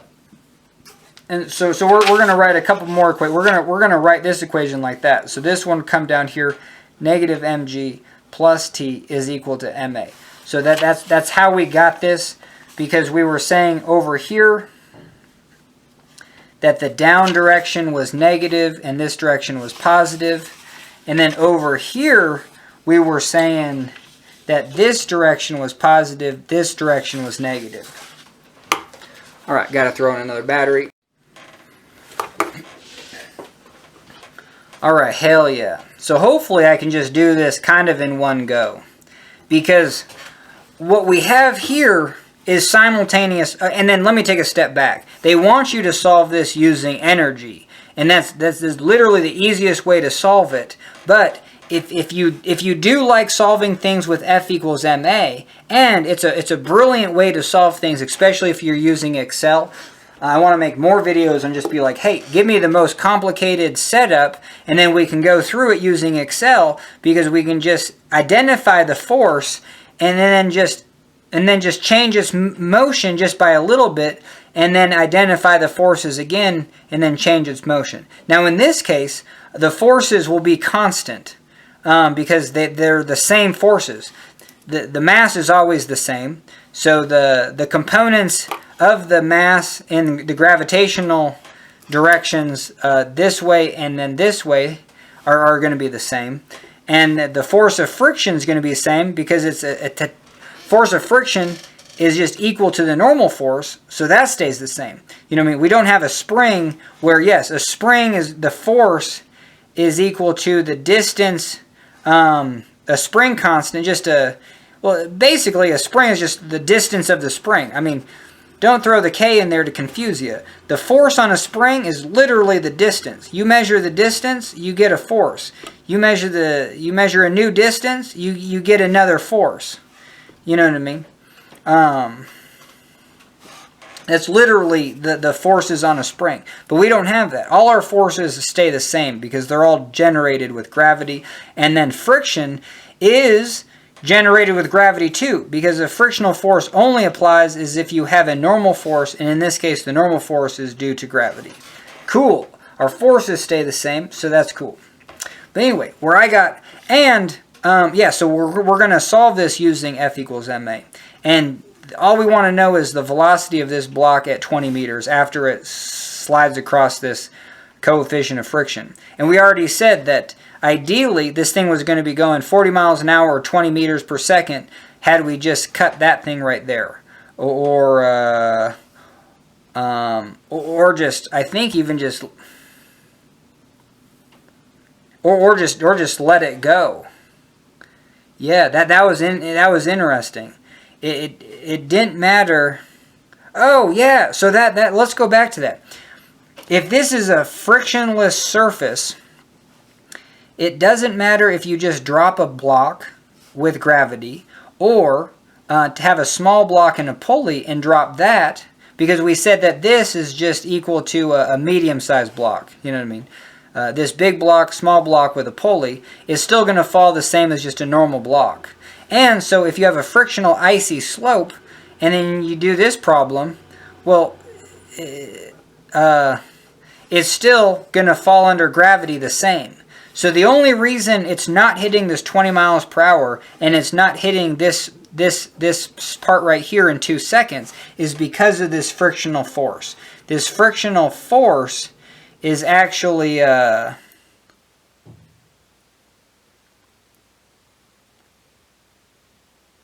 that might not be the case though, because if you have like a icy slope and then you drop a block, if you go a vertical distance, after you travel that vertical distance, you will be traveling. So in this case, if we travel 20 meters, this was going 20 meters per second. But if I have 20 meters here and I drop this block, when it gets to here, it's going to be going 20 meters per second. But it's going to take a longer time to get there due to an inclined plane. As long as this is a perfectly icy slope and is a frictionless slope, you'll still, so whether you're cliff jumping, if you cliff jump and you can like handle like a 50-foot cliff and you're going to go like 20 meters. Yeah, 20 meters. Yeah, you're going to go 40 miles an hour when you hit. But if you have an icy slope that's 65 feet high or 20 meters, and it's perfectly icy, by the time you get to the bottom, you're also going 40 miles per hour. It's going to take you longer to get to the bottom of the icy slope. Or is it? That's a problem for another day. But the energy is the same, or the acceleration due to this direction is the same.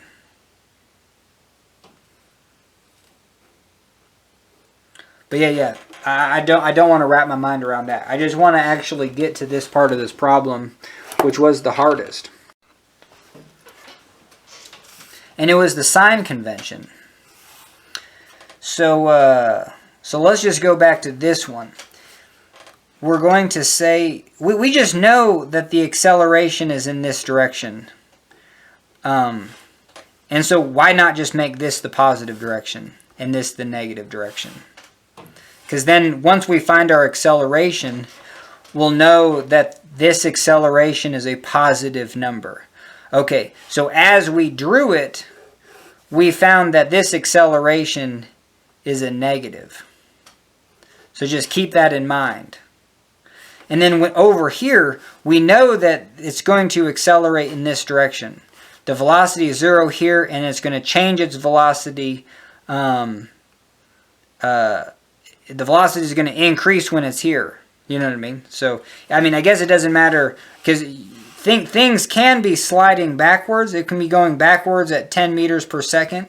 But when it gets to here, it's 5 meters per second. And when it gets to here, it's 0 meters per second.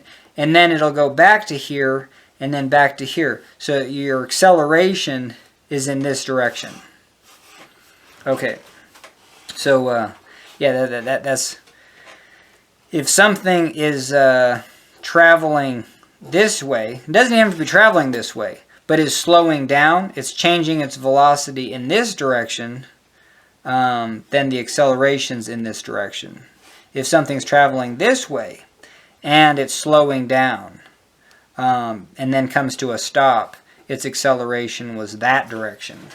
Okay, so we know that this thing is at a rest, velocity is 0, and is going to be picking up speed this direction. So our acceleration is positive this way, and we already did that. We already picked this positive direction. And so this right here is going to be for the positive. Okay, so yeah, so we definitely need to know that this is a negative quantity, so let's just do it. Negative mg plus t is equal to m times negative a. And let's just get rid of that negative. So this is negative ma, and then we can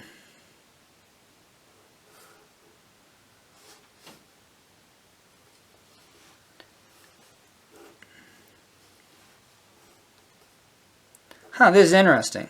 I'm just going to multiply by a negative 1 over here, and we'll do this. And then you FOIL this through, but now we're going to get mg, and then we're going to get negative t is equal to ma. Alright, so now this acceleration is positive. Now this tension, how we wrote it,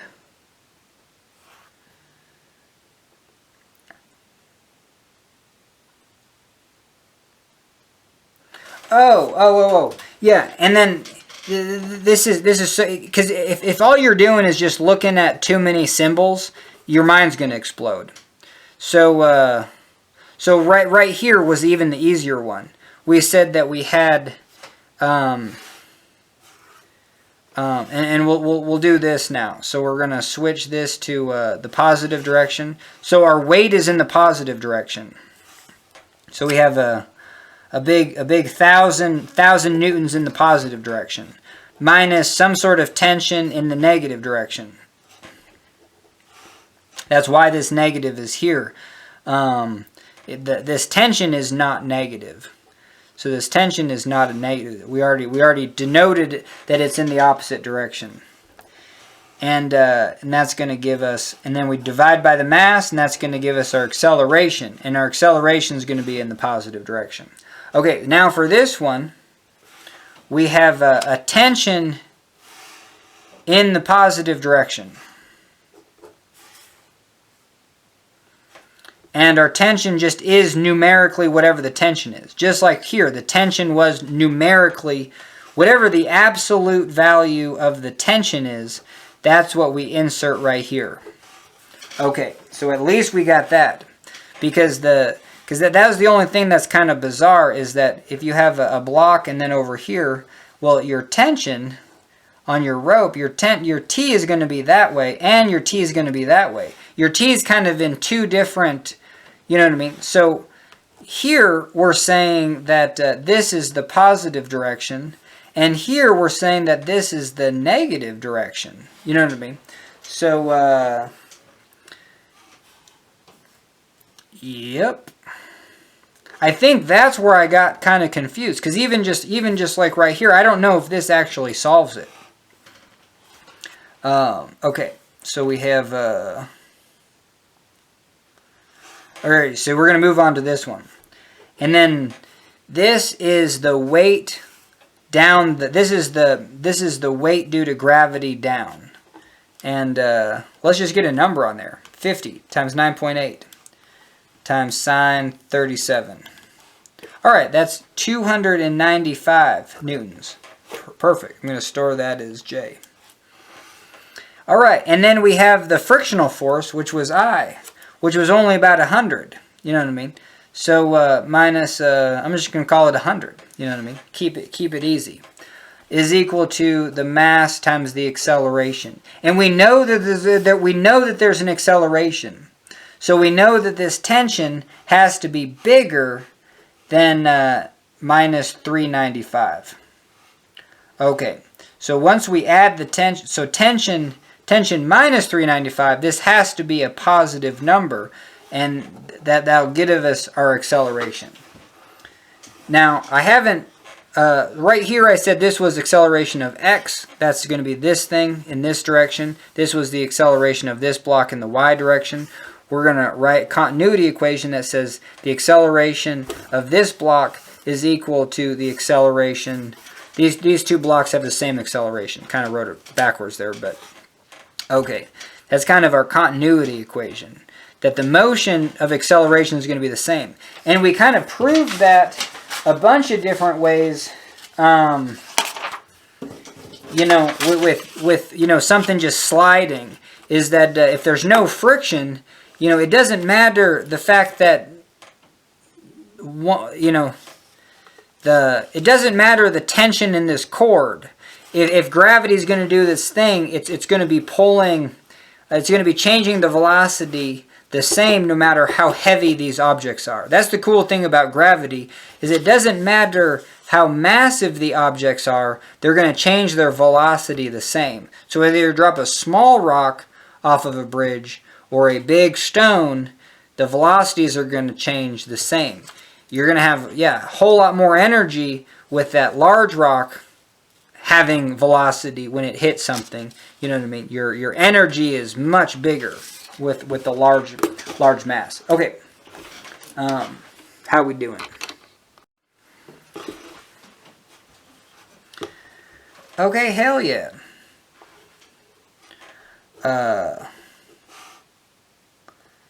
Okay, so and then right here, oh, I should just write this: 1,000 newtons minus T is equal to ma.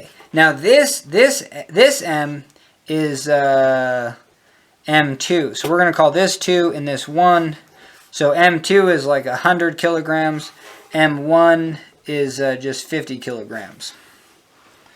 Okay, so but now do we have so now we have two equations, and like I messed them up because I just tried to throw them into each other and I just wasn't paying attention. So this one's going to say, hey, if we have the 1,000 minus the t, so this t has to be less than 1,000, and we already talked about that.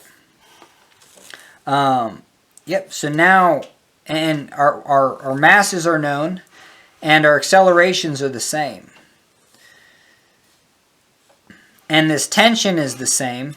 And that was the only thing on the sign convention. Hopefully we did an okay job. And the accelerations are both positive, so that was important. You know what I mean? And okay, so hopefully it should just be pretty easy. What do you want to solve for first? So we can say here, this t is already positive. So let's say this t is equal to the mass 1 acceleration minus 395. and then we're going to throw this into that. So we're got 1,000 minus, I'm just going to say minus a minus, so that's plus 395 minus M1A is equal to M2A. We're going to add this to the other side, and then we're going to factor out an A, M1 plus M2, and then we're going to say, hey, this is just A. We're going to divide this by M1 plus M2, which is just 150 kilograms. So now we have 1,000 plus 395 divided by 150. And that gives us an acceleration of 9.3, which is the wrong answer. Bummer. Yeah, let's solve for t just so we hopefully don't make a mistake. So t 395 divided by m1. Okay, that's a. So now we have I'll have to grab another sheet of paper, but so we'll have 1,000 minus t m2a. And then we have A is equal to T minus 395 all over M1. So we're going to plug that in. So we're going to get 1,000 minus T is equal to M2. And this is just T over M1 minus 395 over M1. And then so this is going to be M2 over M1T minus M2 over M1 times 395. And I think the 395 came from alpha I plus alpha J. Yep, this is alpha I plus alpha J. Okay, so now we can, so now we're going to go 1,000. We're going to add the T over here. But we're going to go 1,000 and then add this over here. So we're going to go add M2, M1, 395 is equal to, I think we can do this in one step, T M2 over M1 plus 1. Okay, and then so we're going to divide by M2 over M1 plus 1. This gives us T. So we have 1,000 plus 100 divided by 50, that's 100 divided by 50, times alpha I plus alpha J, divided by 100 over 50, plus 1. Alright, T is 595. So let's throw that in. So here, so we'll do this one again because we got our block. We have this is mg, which is 100 times 9.8, and then we have our t, which is 595. I'm just going to store that as p.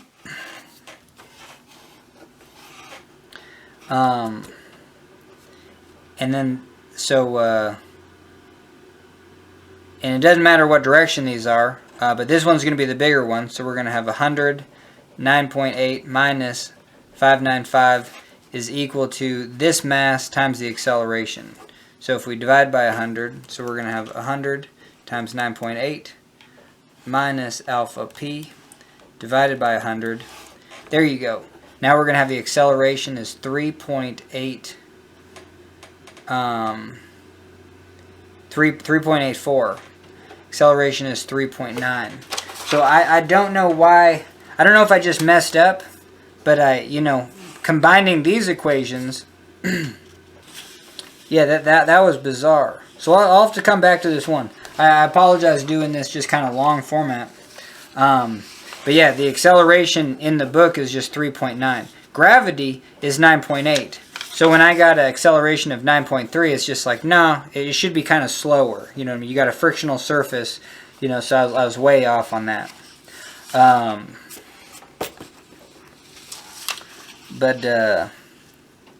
So what did I just made the accelerations the same and then solved for the frictional force, and that worked out. The other way, I combined the t and I solved for the acceleration. So I kind of messed up combining for the t's. So I did a good job of just combining the accelerations. For whatever reason, that worked. Okay, so now I'm about tired of this problem. But now, so the acceleration of this block is 9.84, 3.9 meters per second every second. So it's going to go, every second it's going to go 4 meters, every second is going to go about 10 miles per hour. Cool. Every second is going to go, 4 meters per second. So in the first second it's going to go 2 meters.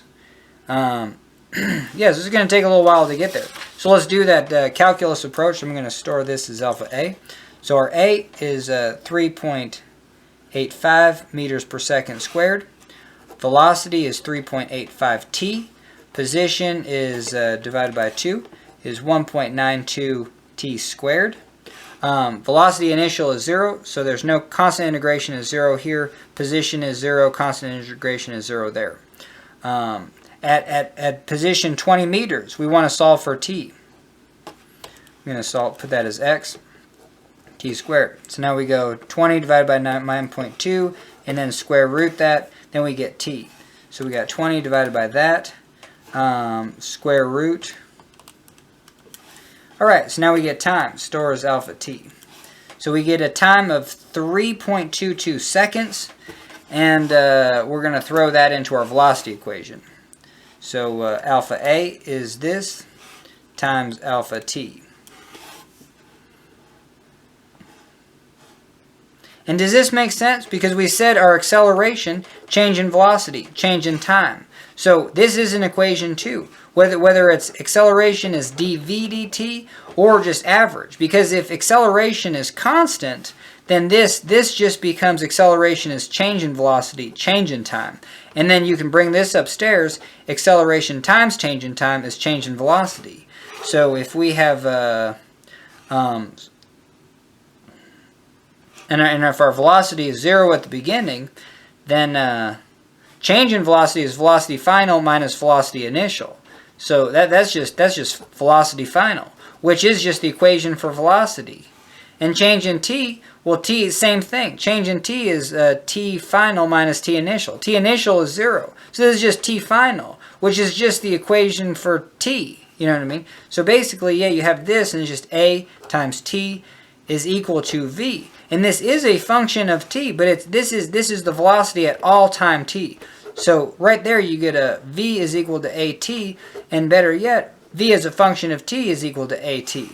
That's kind of how you get this, That's why your change in velocity, this is an equation because you just started with 0 velocity and at position 0. That also shows your constants of integration. And you just turn that into an equation. Okay. And we get a velocity of 12.4 meters per second. Stores that as velocity. Now this problem, I'm not going to do it today because this was literally just like 3 hours of just grinding. And the only place that I got messed up, and why it took me a couple days was just right here of like the sign notation of like these two solving simultaneous equations, but your t's might be positive or negative. One might be positive over here and it's actually negative over here. You know what I mean? So we just went back and be like, okay, yeah, we have 1,000 newtons pulling down and just a little bit pulling up. We went through all that. So anyway, so we got our velocity. Velocity is 12.4. So they just want to know the kinetic energy after 20 feet. And so the change in kinetic energy of this, well, is kinetic energy final minus kinetic energy initial. Kinetic energy is just 1/2 mv squared, but initially there is no velocity. So that just goes away. So you just need to find the kinetic energy final, which is 1/2 mass times velocity squared. And the kinetic energy of this block is 1/2 50 times 12.4 squared. So we're going to square this times 50 divided by 2 is 3,800 3,849 joules, or 3.9 joules. Oh yeah, it wasn't 3.92, but in the back of the book it was 3.9 joules. Alright, holy Toledo. You know what I mean? That was kind of a mess, but I'm glad I did it. Hopefully we still have time on the clock. Yeah, we barely have time on the clock. I'm going to post this, you know what I mean? Because it'll just be a... Like, yeah, I don't know. It's just like a why. Why would you go to all the trouble to be, like, totally frustrated? But at least this is like the frustration in my mind of actually having to grind and solve things. Now, the take-home point on this one is figure out the sign convention, and I'll get better at that. But this is where I made my mistake. But I do like the slow process of just like kind of understanding things from fundamental. And it brings up questions of just like, well, if you're on an icy slope and jump off the cliff, those two people at the same time, the guy going down the slope compared to the person jumping off the cliff, they're not going to reach the bottom at the same time. If you have an icy slope and the same vertical drop cliff, and then they slide, are they going to hit the bottom at the same time? I have no idea. That is for another video, maybe. Anyway, alright, I'm done with this one. We got the right answer. Found the kinetic energy of the block, 1/2 mv squared. This whole thing was trying to find the velocity. And to finding the velocity, we had to figure out the acceleration of these. And because there's friction right here, this friction right here is that the only... No! Oh. Yeah. No, I get it. No, this is... yeah, got it. So gravity is only going down. And then, so yes, if this is just a block like this, it's going to accelerate due to gravity, 9.8. But if it's touching this, and then like, yeah, if you have a block right here, well, no, hell no, it's not gonna get over here. Anyway, yeah, there is no motion. But if you just tilt this, the component in this direction where you would be sliding is only mg sine theta. Yeah, we just did that. So the only component, the only force of gravity, like gravity on this thing is a total force and it's mg.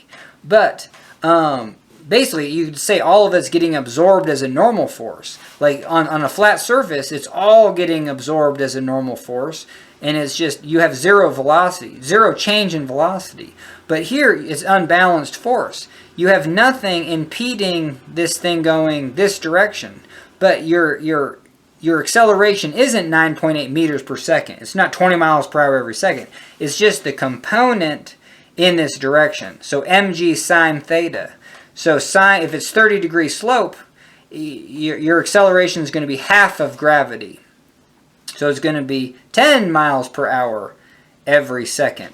So if this person takes, jumps off and it takes 3 seconds, how long would it take to jump off? Didn't we just do this one? It's 20 meters. And how long is that going to take? It's going to take 2 seconds. So this jumper takes 2 seconds to jump off here.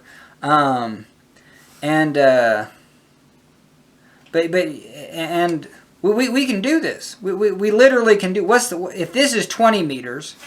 No, we're totally doing it. We got to get more battery, but we're totally ending with it. This is a good one. And the only reason I'm able to do this one is because I slow rolled this entire problem and I learned something. All right, new battery and catch you on the flip side. All right, hell yeah, let's do it. So we got 20 meters, and this person just falls. Due to gravity. Gravity is 9.8. And we can do that one again. So it's velocity, 9.8 t, position, 4.9 t squared. So the time it takes at 20 meters is this. We can solve for t. So we go 4.9 square root, that's t.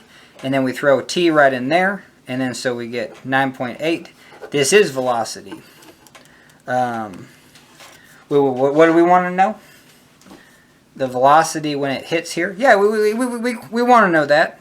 We already figured out the time. The time is square root of 20 divided by 4.9. So the time is 2.0 seconds. We're going to store that as t. and the velocity is times 9.8. Store that as v. So we're going 20. This cliff jumper going 20 meters per second times 2.25, about 45 miles per hour. Okay, now this block sliding down, well, we need to find this distance. So if this angle is 30 degrees, what we know about, we know sine 30 is equal to the hypotenuse. It's not, it's the opposite, 20 meters over the hypotenuse. So hypotenuse sine 30 is equal to 20 meters. We're not getting anywhere closer to our problem, but hypotenuse is equal to 20 over sine 30. A lot of ways to do that. But yeah, you should always know that sine of an angle is opposite. That is a pretty good way to do it, over hypotenuse. But when you have vectors and like you're like, okay, here's my vector, here's my mg, you know what I mean? What component's this direction? What component is actually this direction? Then it's just easier to be like, okay, the sun's rising, shining, sun shining, this is the mg sine part, and then this is the adjacent, this is the hoodlum in the alley, this is the mg cosine part. And you're always multiplying by the hypotenuse, because all sine and cosine is a percentage in this direction. You know what I mean? And it, you know, cosine 30 is 0.866. That's 86.6%. That's an easier way to remember, not remember this number per se, but just to be like, okay, 86% of this is actually in this direction. Or, you know, as a fraction, 0.86%. And sine of 30 is only 0.5. So half of, you know, this is half of that. Okay, anyway. So we're going to find this distance. So it's 20 divided by sine 30. And it's 40. Yeah, sine 30 is 20 divided by 0.5. That's 20 times 2. That's 40. 40 meters. Okay, hell yeah. So, so we're going to go the same speed. Velocity, are we? Or I don't know. Are we going to go... Yeah, we're going to... Are we going to get to the bottom the same speed? I don't think... Anyway, but we got this. Because we're going to draw our thing, and now we're going to draw our mg. And we already did this. And here's this direction. So here's our mg. And then here's the direction in that direction. So this is the mg sine theta part. This is the mg cosine theta part. So we do our F equals ma in this direction. And look, there's nothing holding us back. There's no friction here. We said this is a frictionless surface. So literally, that's the other thing about this. Hopefully I'm still recording. Is it's just like, treat this like outer space. Like let's say this is outer space, and you have a force on here that's mg sine theta. You know what I mean? And I guess it's irregardless of how... it doesn't matter how much this weighs, because F equals ma. It's, hey, we identified a force, and that's going to be equal to ma. So we're going to go mg sine theta is equal to the mass of this times the acceleration. And the acceleration is what we want. Yeah, both of these are due to mass, because gravity is a function of mass. All right, anyway. I don't want to say it is or it isn't, but anyway. It is mg. You know what I mean? The force of gravity is due to, you have to take the mass times the gravity. Anyway, we got it. We got it.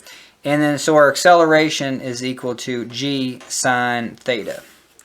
So it's a proportion of 9.8. So if we just dropped it out of the sky, our acceleration is 9.8.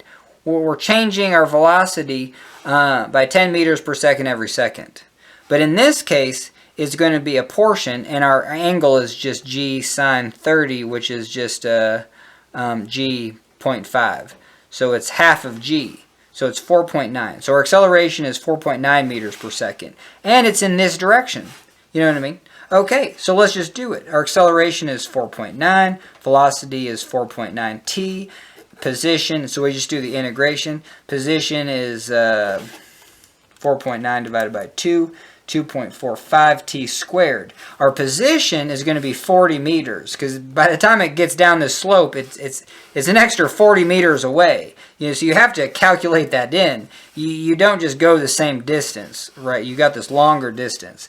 So it's going to take a longer amount of time. So we solved that problem. Yeah, it's definitely going to take a longer amount of time for two reasons. Yes, because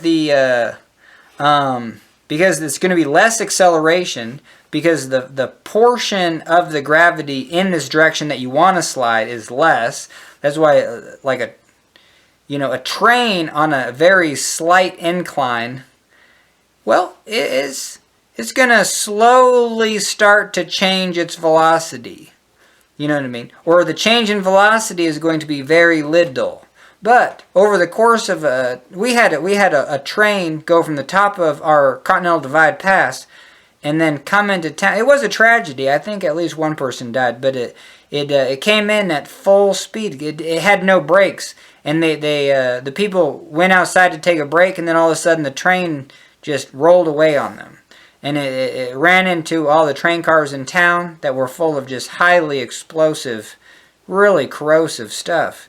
And it just blew everything up. It was the loudest bomb noise in Helena. It scared the crap out of me. I definitely remember. I was little. I thought the world was over. I thought my life was over, that's for sure. You just hear those sounds and you're just like, oh, hell no. I did not sign up for reality. Okay, so anyway, we want to find the time. And so we do 40 divided by 2.45, square root it, and then we get t. Let's do that right now. So 40, 2.45, square root it. All right, so now we got 4 seconds. Cool. So this is going to take 4 seconds, and our velocity, no crap. Velocity is the same.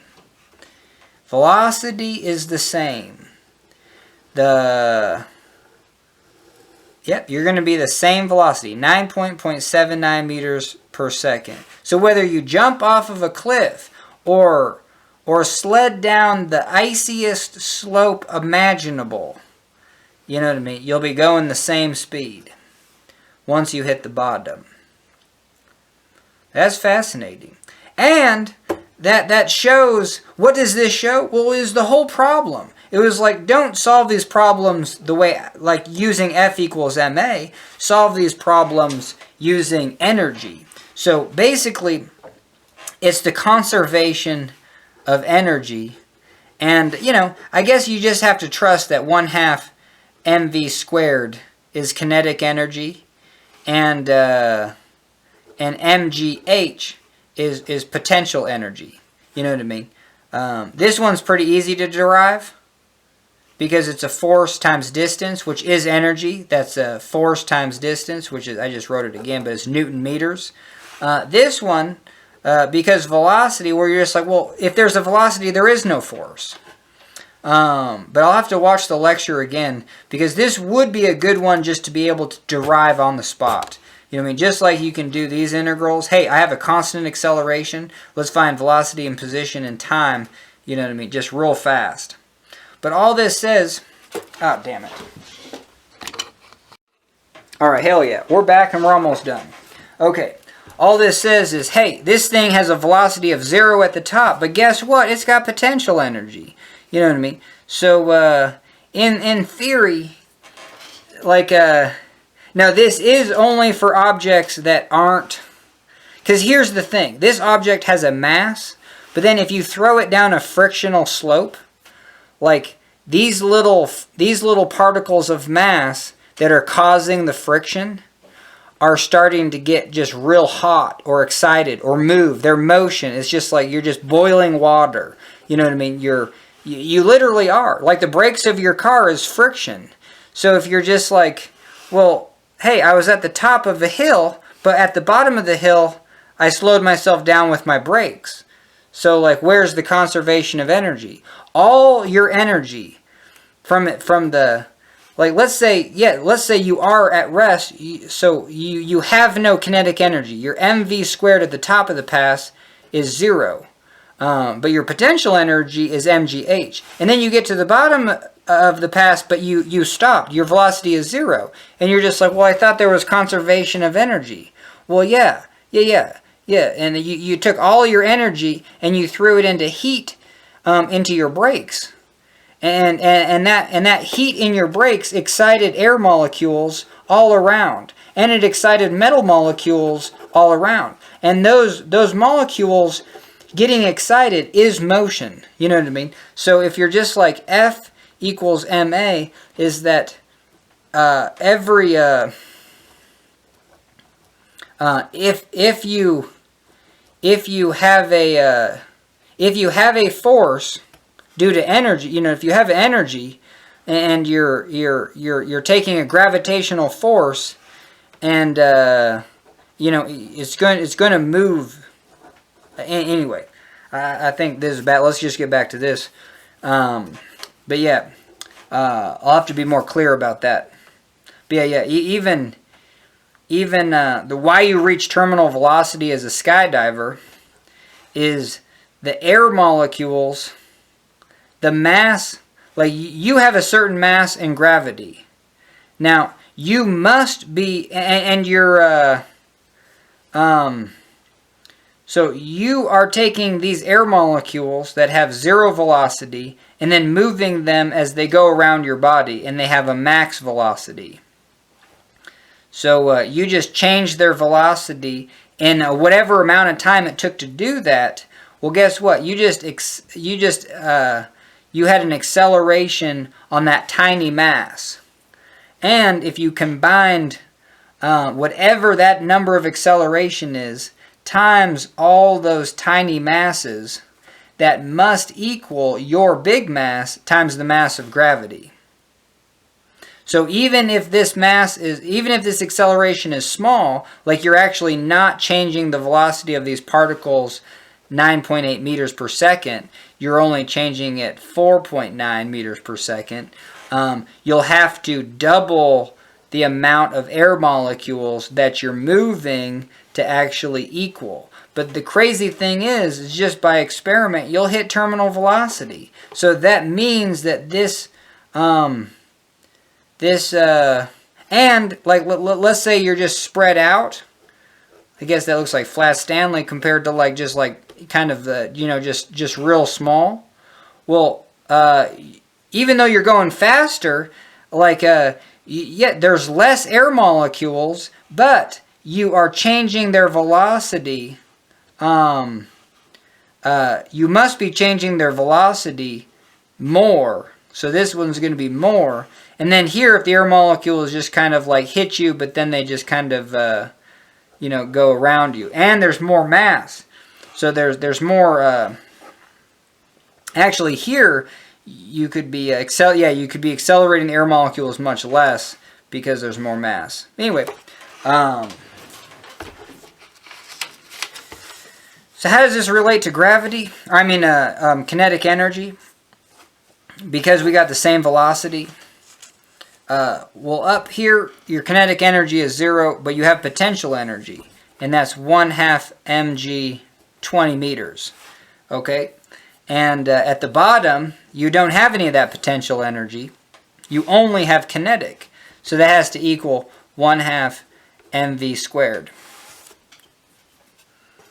And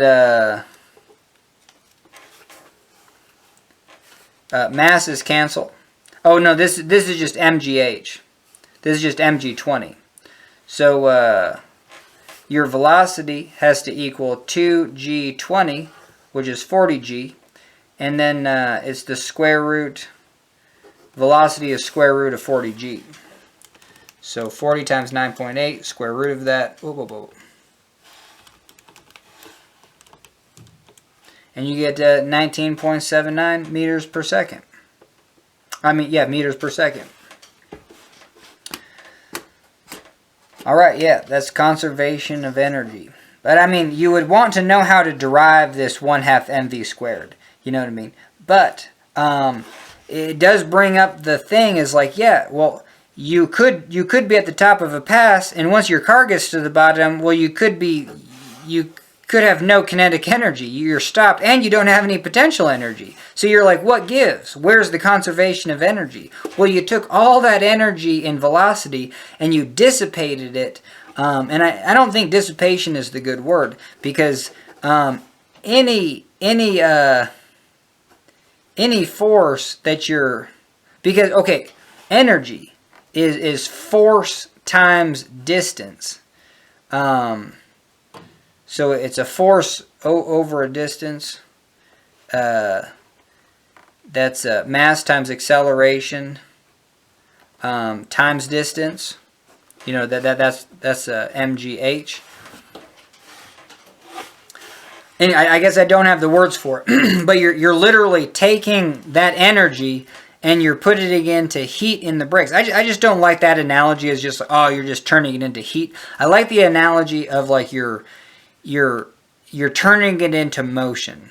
Like you literally, if you're changing energy, you're having something else, some molecule of mass change its velocity, because that's literally F equals ma. And that might not be 100% true, but it just feels like to me, like when if all the energy goes into the brakes, those brakes are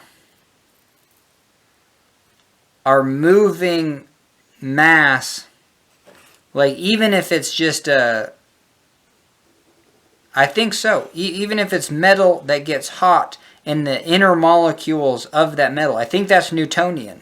Where like, you know, your coffee cup, when you actually add heat to it, put it in the microwave, all that water molecules are just excited. So conservation of energy says that if you added, and if you took energy from somewhere else and put it into the cup, but the cup didn't move, well, guess what? Internally, hell yeah, that thing is moving. And I think I gotta leave it there. But it's real easy to solve these problems with kinetic energy, but with the conservation of energy. But it also is difficult because, like I just said, where the hell did your energy go? Well, it went into the brakes. So friction is always something that is just like where you're just, hey, I want my energy initial to equal my energy final. Well, guess what? Ain't the case. You might have energy initial, but then you'll have to subtract all the frictional forces. And then that's going to equal your energy final. Because if you have a setup where you know your energy initial, and then you know your energy final, and they don't equal each other, well, guess what? All your energy was taken out due to heating metal and, like moving water in a cup. Anyway, so it's just fascinating where it seems like this is a more tried and true method, but it does require solve more complex simultaneous equations, where this energy, the huge barrier to entry is to be like, oh, so like all frictional forces are robbing energy from the system. It's moving molecules that are like, hey, I have a mass right here, but just the fact that this mass is sliding over a frictional surface, this frictional surface is your other quote-unquote mass, and it is accelerating, and that might not be 100% true, but it is like, with heat. And let's say if it's a truly frictional surface, you know what I mean? You have some sort of like deformation, whether it's just like carpet. If you have carpet, then all of a sudden the carpet gets like pushed to the side. Well, you have all these little bits of mass like moving or accelerating. I don't know. I'll have to look more into that. But I do like the idea of using kind of an F equals ma approach of being like, hey, I've identified motion of molecules. And as long as it's a Newtonian molecule, it can be an atom. If you can identify motion, if there was an atom that had less velocity, and then you excited it because you skidded across it, and then it has more velocity, you have a change in velocity. You must have a force because those molecules have mass. That's kind of what I'm getting at. That was a good way to say it, so that's a good way to end it. Alright, thanks for joining me, and guess what? That's a video.